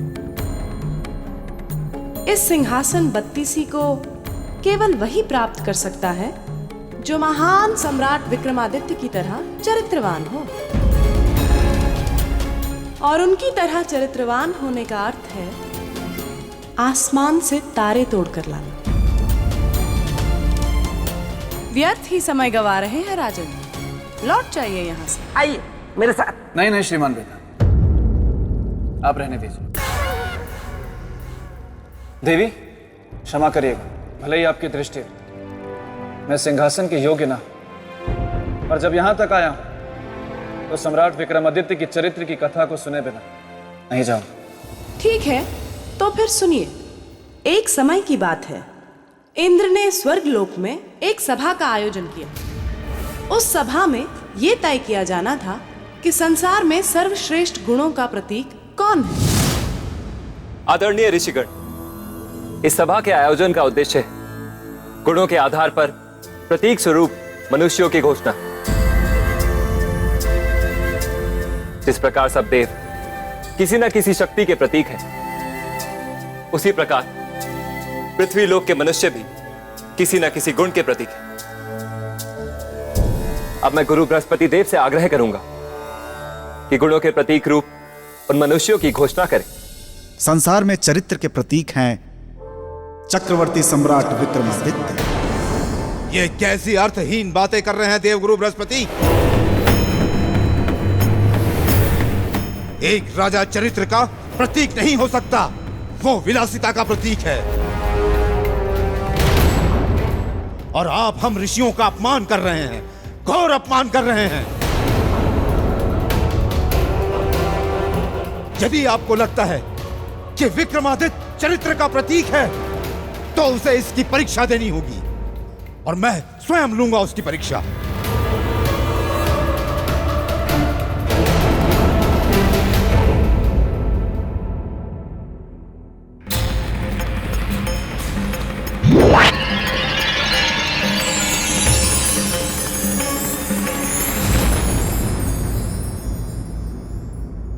ऋषिवर, मैं अपने निर्माण का उद्देश्य जानती हूँ और ये भी जानती हूँ कि मोहिनी की शक्ति से आज तक कोई नहीं बच पाया है। इसलिए आप निश्चित रहे ऋषिवर। चरित्रवान विक्रमादित्य को मैं अपनी एक मुस्कान से अपने वश में कर लूं।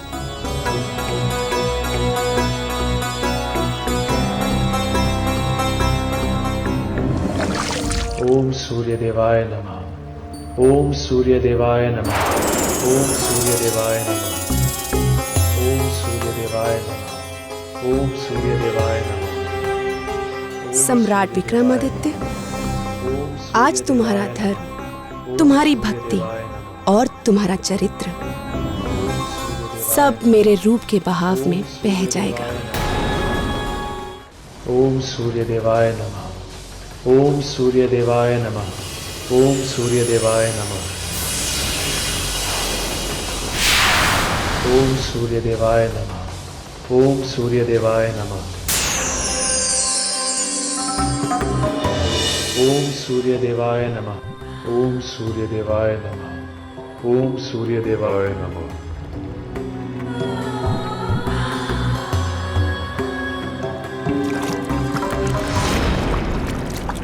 सम्राट विक्रमादित्य तो जा रहे हैं, हमें इन्हें रोकना होगा।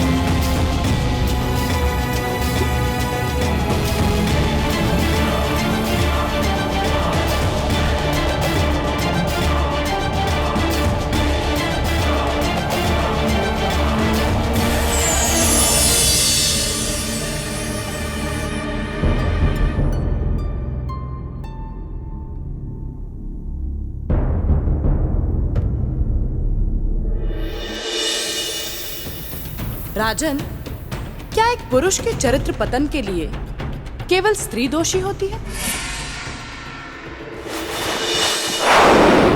देवी, अगर आप ऐसे आसान आसान प्रश्न राजन से करेंगे तो ये उन कठिन कठिन प्रश्नों के लिए कैसे तैयार हो पाएंगे जो आप इनसे आगे करने वाली हैं?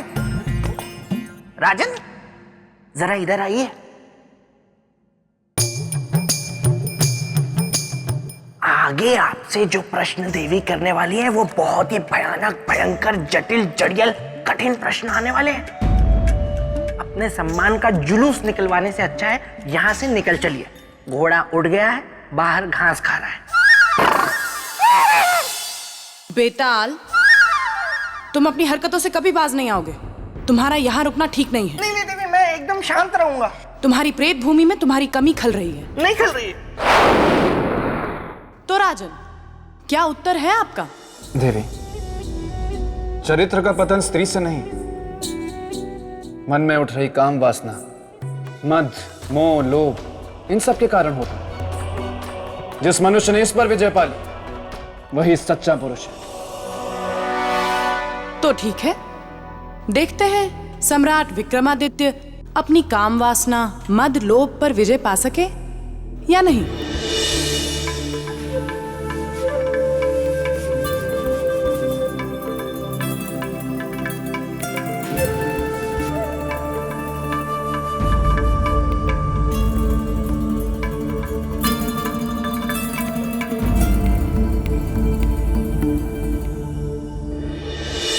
देवी हम कहाँ गए? कौन से लोक में? श्रृंगार लोक। श्रृंगार लोक? हाँ, श्रृंगार लोक। और हम हैं यहाँ की रानी, रानी प्रियंवदा। हमारा आतिथ्य स्वीकार करें।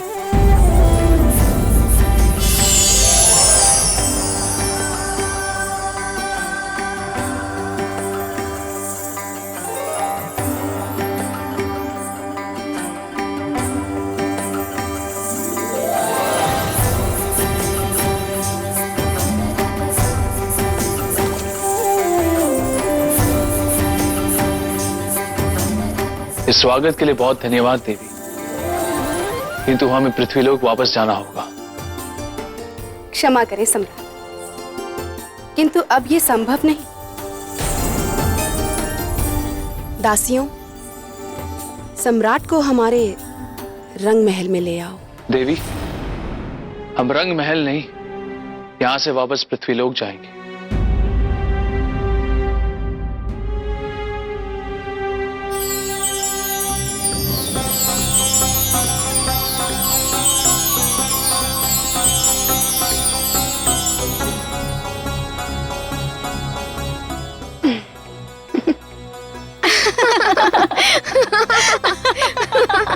ये क्या कर रही हैं आप देवी? आपको श्रृंगार की बेड़ियों में जकड़ रहे हैं ताकि आप यहाँ से कभी जा ना पाए।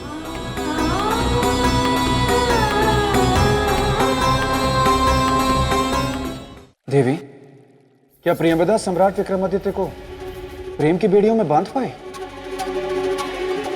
आपको क्या लगता है राजन? मुझे तो लगता है ऐसी कोई भी बेड़ी नहीं बनी है जो सम्राट विक्रमादित्य को बांध पाए। सही कहा राजा भोज। अरे जिस सम्राट को संसार की कोई बेड़ी नहीं जकड़ पाई, उसे ये श्रृंगार की बेड़ी क्या जकड़ेगी? पर यह बात इस प्रियंवदा को कौन समझाए?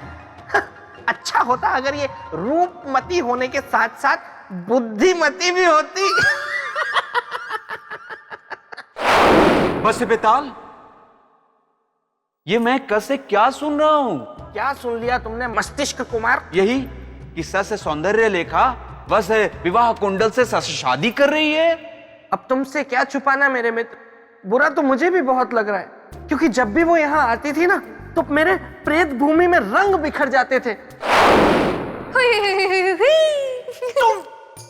तो ये तुम्हारी शरारत थी? ये छल है, ये छल है। तुमने मेरे मित्र का रूप धरकर मुझे छला है। हाँ मेरे प्यारे बेताल, वरना ऐसे थोड़ी ना तुम गलने देते मेरे प्रेम की दाल। हाँ, मैं तो पहले ही समझ गया था कि मेरे मित्र मस्तिष्क कुमार के रूप में तुम आई हो। मैं ऐसे जाल में फंसने वाला नहीं हूँ।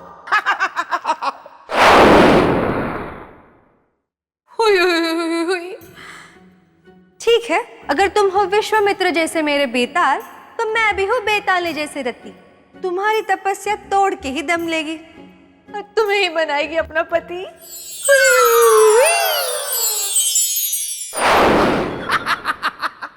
ये तो मेरी तपस्या नहीं भंग करवा पाई, लेकिन अब देखता हूं मेरे मित्र के चरित्र की तपस्या भंग करने के लिए प्रियंवदा ने क्या किया। हर संभव प्रयत्न किया गया महान सम्राट विक्रमादित्य को लुभाने का, और ले गया उन्हें रंग महल में।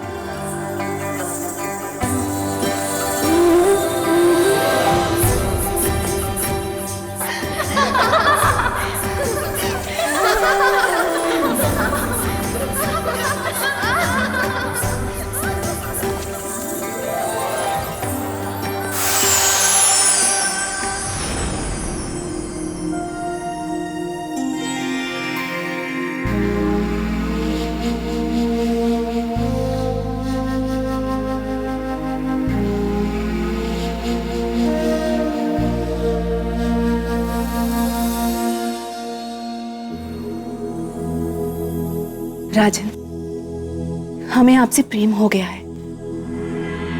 परंतु हमें आपसे सहानुभूति है। क्यों? प्रेम क्यों नहीं? क्योंकि आप हमारे प्रेम के योग्य नहीं हैं। क्यों? आप में हृदय नहीं? हमारे पास हृदय है देवी, परंतु हमारे हृदय में हमारी पत्नी है। भूल जाइए उन्हें और हमारे साथ यहाँ श्रृंगार लोक में वास कीजिए। चिर यौवन के स्वामी रहेंगे और कभी बूढ़े नहीं होंगे। अपने यौवन के लिए हम अपने चरित्र का त्याग नहीं करेंगे देवी। राजन, ये जो बात आपने अभी इतने विश्वास से कही है,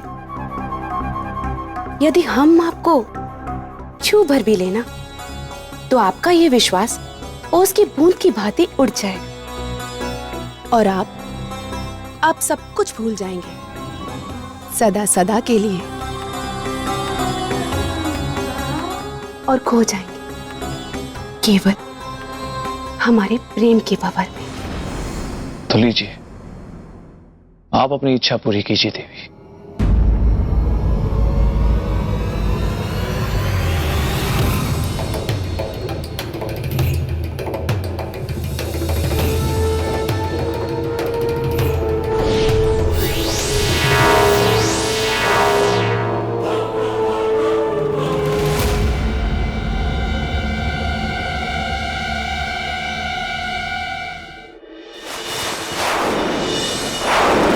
देखा राजन, पता चल गया होगा उस प्रियमवदा को कि मेरा मित्र विक्रमादित्य कोई साधारण मनुष्य नहीं है।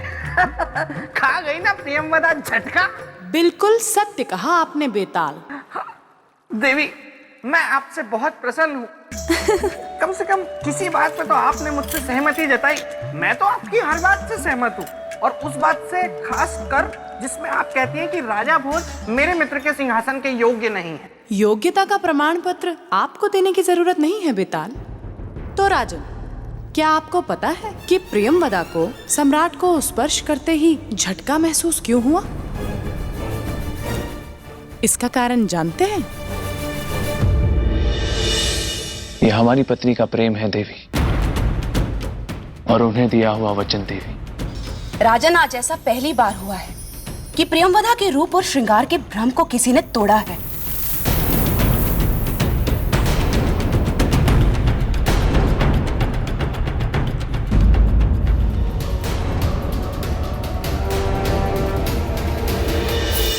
अद्भुत देवी, ये एक सच्चे पुरुष का ही चरित्र था जिसे कोई अन्य स्त्री छू भी नहीं सकी। सत्य कहा आपने राजन। परीक्षा मनुष्य के भीतर छुपी योग्यता को बाहर ले आती है। कुछ ऐसा ही हुआ सम्राट विक्रमादित्य के साथ। उस प्रियमवदा की परीक्षा सम्राट विक्रमादित्य के चरित्र के गुण को बाहर ले आई और वे उस परीक्षा में सफल भी हुए। देवी, मुझे बार बार ऐसा क्यों लग रहा है कि आप मेरी परीक्षा ले रहे हैं? मान लीजिए यदि ऐसा ही हुआ तो आप परीक्षा में हो जाएंगे असफल, क्योंकि आप कोई मेरे मित्र विक्रमादित्य की तरह महान थोड़े हैं। राजन, क्यों अपने बने बनाए सम्मान को धूमिल कर रहे हैं? आप कह दीजिए कि आपने हार मान लिया और अब आप उज्जैनी लौट जाएंगे। हाँ राजन, आपका प्रश्न ये था कि कहीं ऐसा तो नहीं है कि मैं आपकी परीक्षा ले रही हूँ। मेरा जवाब ये है कि मान लीजिए यदि ऐसा ही है तो मैं इतना कहूंगा कि केवल रूप चरित्र की कसौटी नहीं होती, श्रृंगार से प्रेम नहीं होता। श्रृंगार से व्यक्ति केवल आकर्षित होता है, और आकर्षण प्रेम का प्रथम अध्याय। तो कहने का अर्थ ये है कि सम्राट विक्रमादित्य आकर्षित हो चुके थे उस प्रियमवदा पर? नहीं, परंतु प्रियमवदा के प्रेम निवेदन में असफल होने के कारण उनकी परीक्षा और भी कठिन होने वाली थी, क्योंकि प्रेम में असफल प्राणी किसी भी सीमा को पार कर सकता है। सत्य कहा राजन आपने। हमें शीघ्र ही इस लोक से बाहर निकलना होगा, परंतु बाहर जाने का रास्ता दिख नहीं रहा है।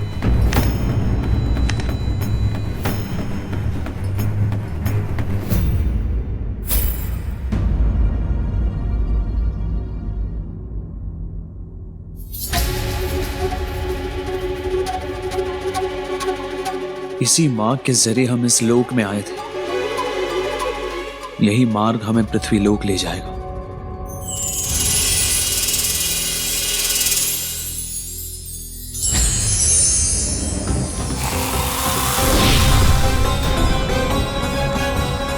राजन, ये श्रृंगार लोक है। यहाँ आना और जाना सब हमारी इच्छा से होता है।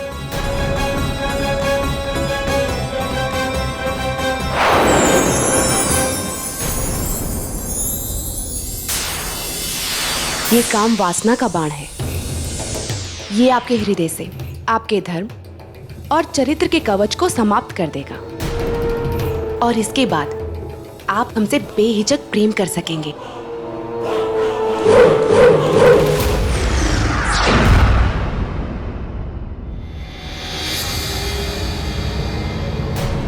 राजन, ये प्रेम बाण है। इसके लगते ही आप अपने मन मस्तिष्क से अपनी पत्नी की सारी यादें मिटा देंगे।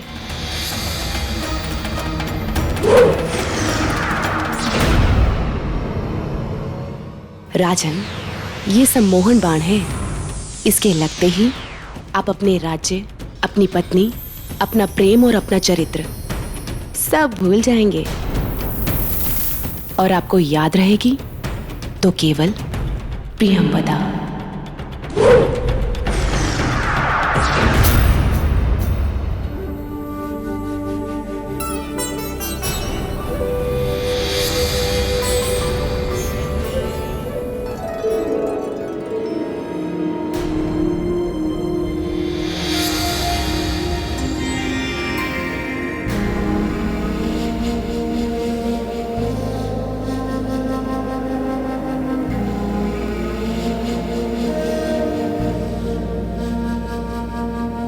सम्राट, अब आपके चरित्र की सारी सीमाएं, आपके सारे बंधन टूटेंगे और आप केवल मुझसे बन जाएंगे। देवी, सम्मोहन, प्रेम और काम वासना, ये तीनों तीर सम्राट विक्रमादित्य पर चलाकर उन्हें अपने वश में करना तो गलत, नीति के विरुद्ध है ये। राजन, प्रेम नीति कहाँ देखता है? ये बाण जो सम्राट विक्रमादित्य पर चलाए थे, ये तो वही बाण है जो साक्षात महादेव पर कामदेव ने चलाए थे। मोहिनी बाण, इनसे कोई नहीं बच पाया।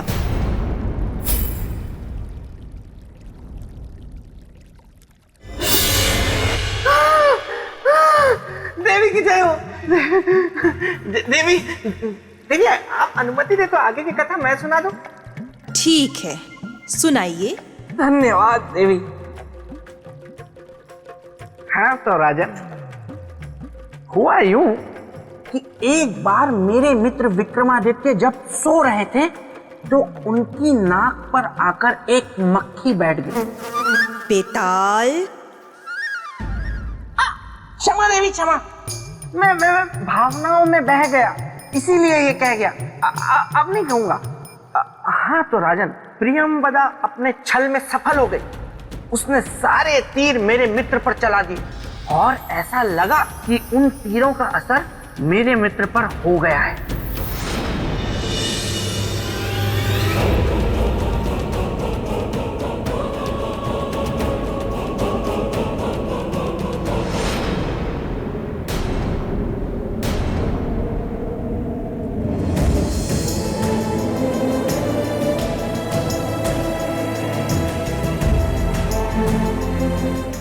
देवी, जिस मोहिनी बाण का उपयोग करके आपने हमारे चरित्र को भ्रष्ट करना चाहा, हमारे मन मस्तिष्क से हमारी पत्नी को हटाना चाहा, वो केवल हमारी पत्नी ही नहीं परंतु हमारे चरित्र और हमारे प्रेम की रक्षा कवच है, जो हर पल हमारे साथ है।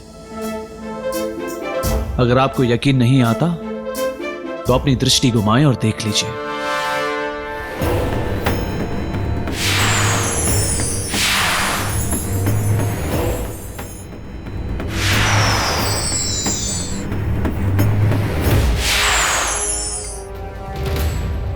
नहीं,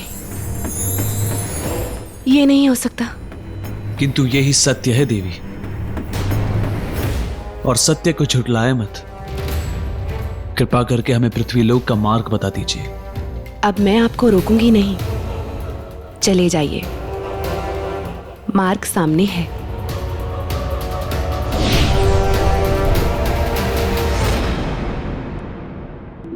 किंतु जाने से पहले मैं आपको एक सत्य अवश्य कहूंगी। कहिए। आपके चरित्र के सामने मेरा रूप हार गया राजन।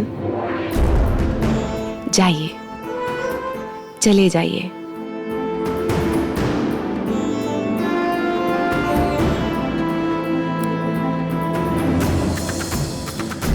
और इस तरह रानी प्रियंवदा हाथ मलते रह गई। देखा मेरे मित्र का चरित्र। प्रियंवदा बस विक्रम को जाते हुए देखती रही।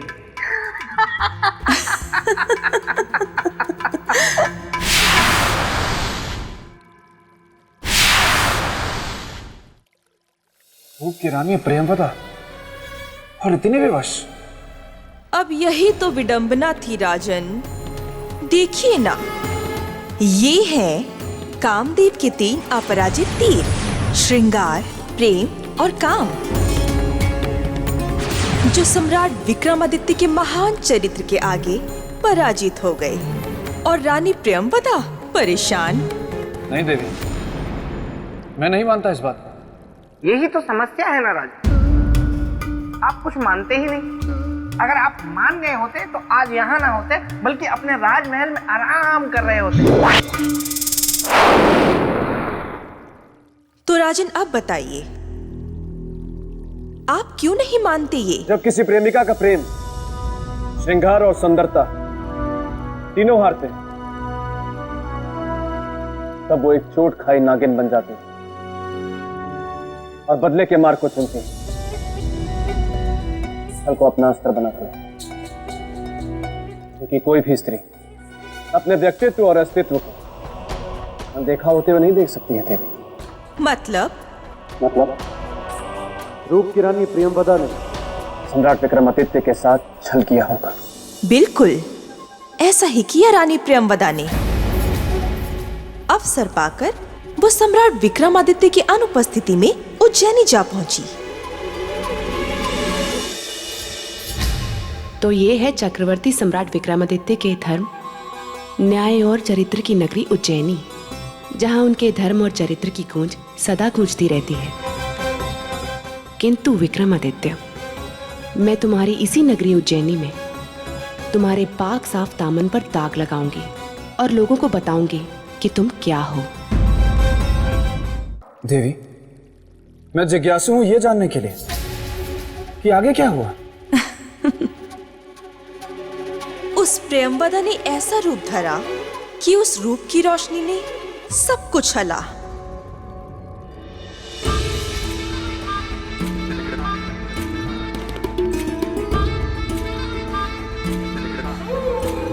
क्यों मिलना चाहती है आप महारानी से?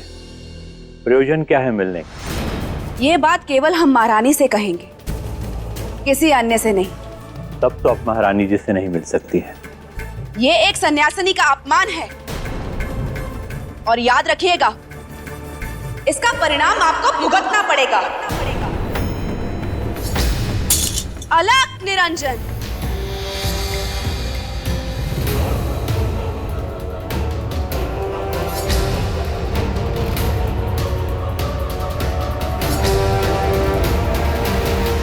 आचार्य जी, क्या बात है?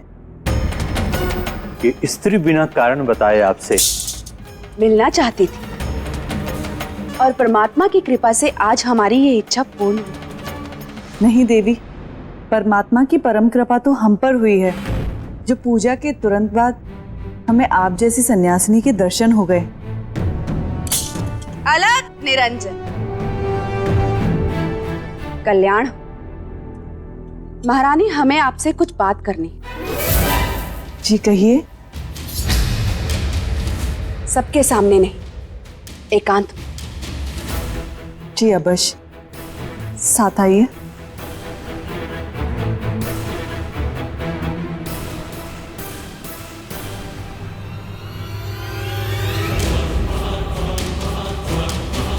राहु काल में एक अपरिचित इंसान का महल में प्रवेश। हे परमात्मा, रक्षा करना। मैं ढूंढ रही थी उसको, सौंप सकूं जीवन का फल जिसको। मिली मुझे वो, सती सावित्री आज मिली वो। अलग निरंजन, परम पिता परमेश्वर। देवी, हम कुछ समझ नहीं पा रहे हैं। महारानी, हम अपने तप के फल को देने के लिए एक सती सावित्री स्त्री को ढूंढ रहे थे, जो हमें आज यहाँ मिली आपके रूप में। इसलिए महारानी, हम आपको कुछ देना चाहते हैं।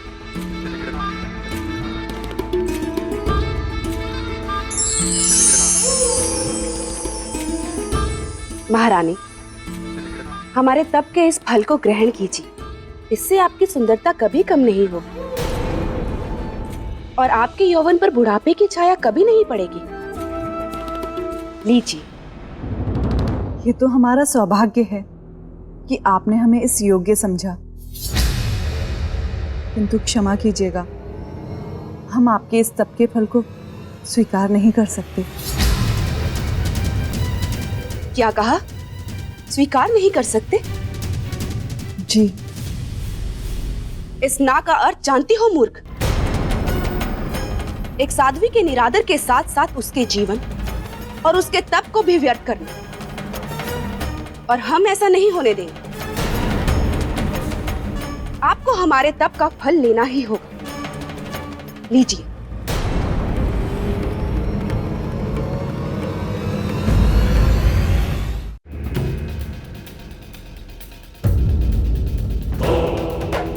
ये प्रश्न कुंडली बताएगी उस सन्यासिनी के आने का उद्देश्य।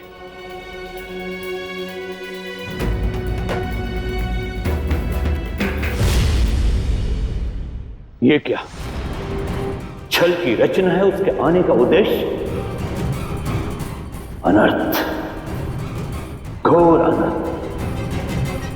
लेकिन ये छल क्या है और किसके साथ है ये छल? देवी, हमारे कारण आपका तप और जीवन दोनों में से एक भी व्यर्थ नहीं होगा। हम आपका मान रखकर आपका दिया हुआ तप फल अवश्य ग्रहण करेंगे।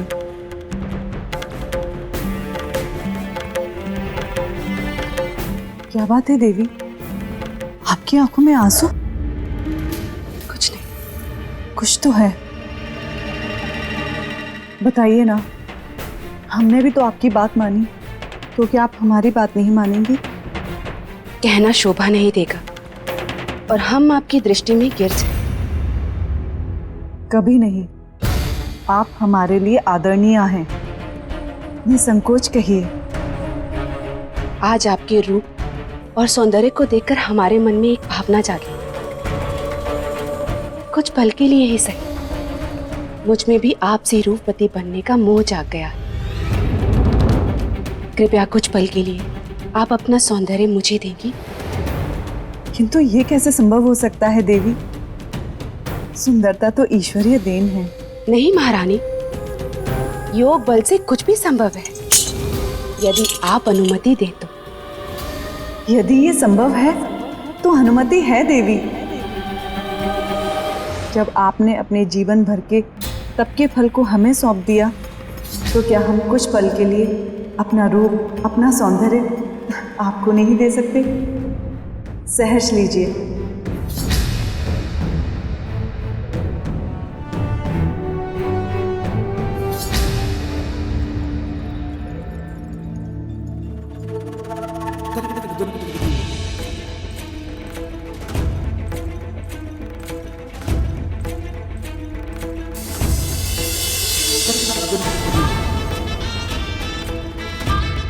सम्राट विक्रमादित्य, अब देखिए आप अपने चरित्र के बल का हरण। समाप्त हो जाएगी आपकी शक्ति आज से।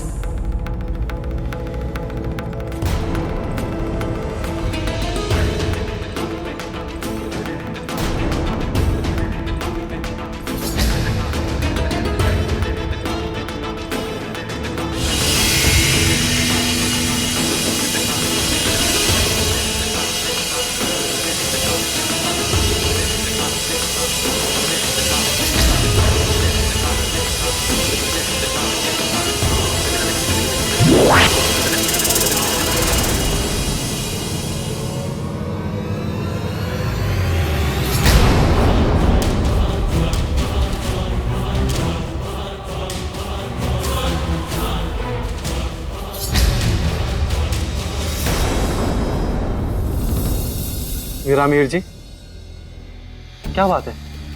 मुझे अचानक बुलाने का कारण? सब कुशल तो है ना? नहीं सेनापति, आज महारानी से मिलने एक सन्यासिनी आई है। ये तो शुभ ही हो गया। साधु सन्यासी का सत्संग तो सद्गुण का संकेत। परंतु वो सन्यासिनी सच्ची सन्यासिनी नहीं है। यदि ऐसी बात है तो हम चलकर उसे पकड़ लेते हैं। यही तो समस्या है सेनापति, इस संदेह के बाद भी हम उसे पकड़ नहीं सकते। क्यों नहीं पकड़ सकते? ये मुद्दा तो राज्य और राजमहल की सुरक्षा से जुड़ा है। सुरक्षा से अवश्य जुड़ा है, किंतु समस्या ये है कि सम्राट यहां पर नहीं है। चरित्रवान सम्राट विक्रमादित्य, तुम्हारी रक्षा कवच, तुम्हारी पत्नी के रूप को मैंने छीन लिया, ले लिया बदला अपने आप को ठुकराए जाने का। और अब मैं रहूंगी तुम्हारे संग, तुम्हारी पत्नी बनकर।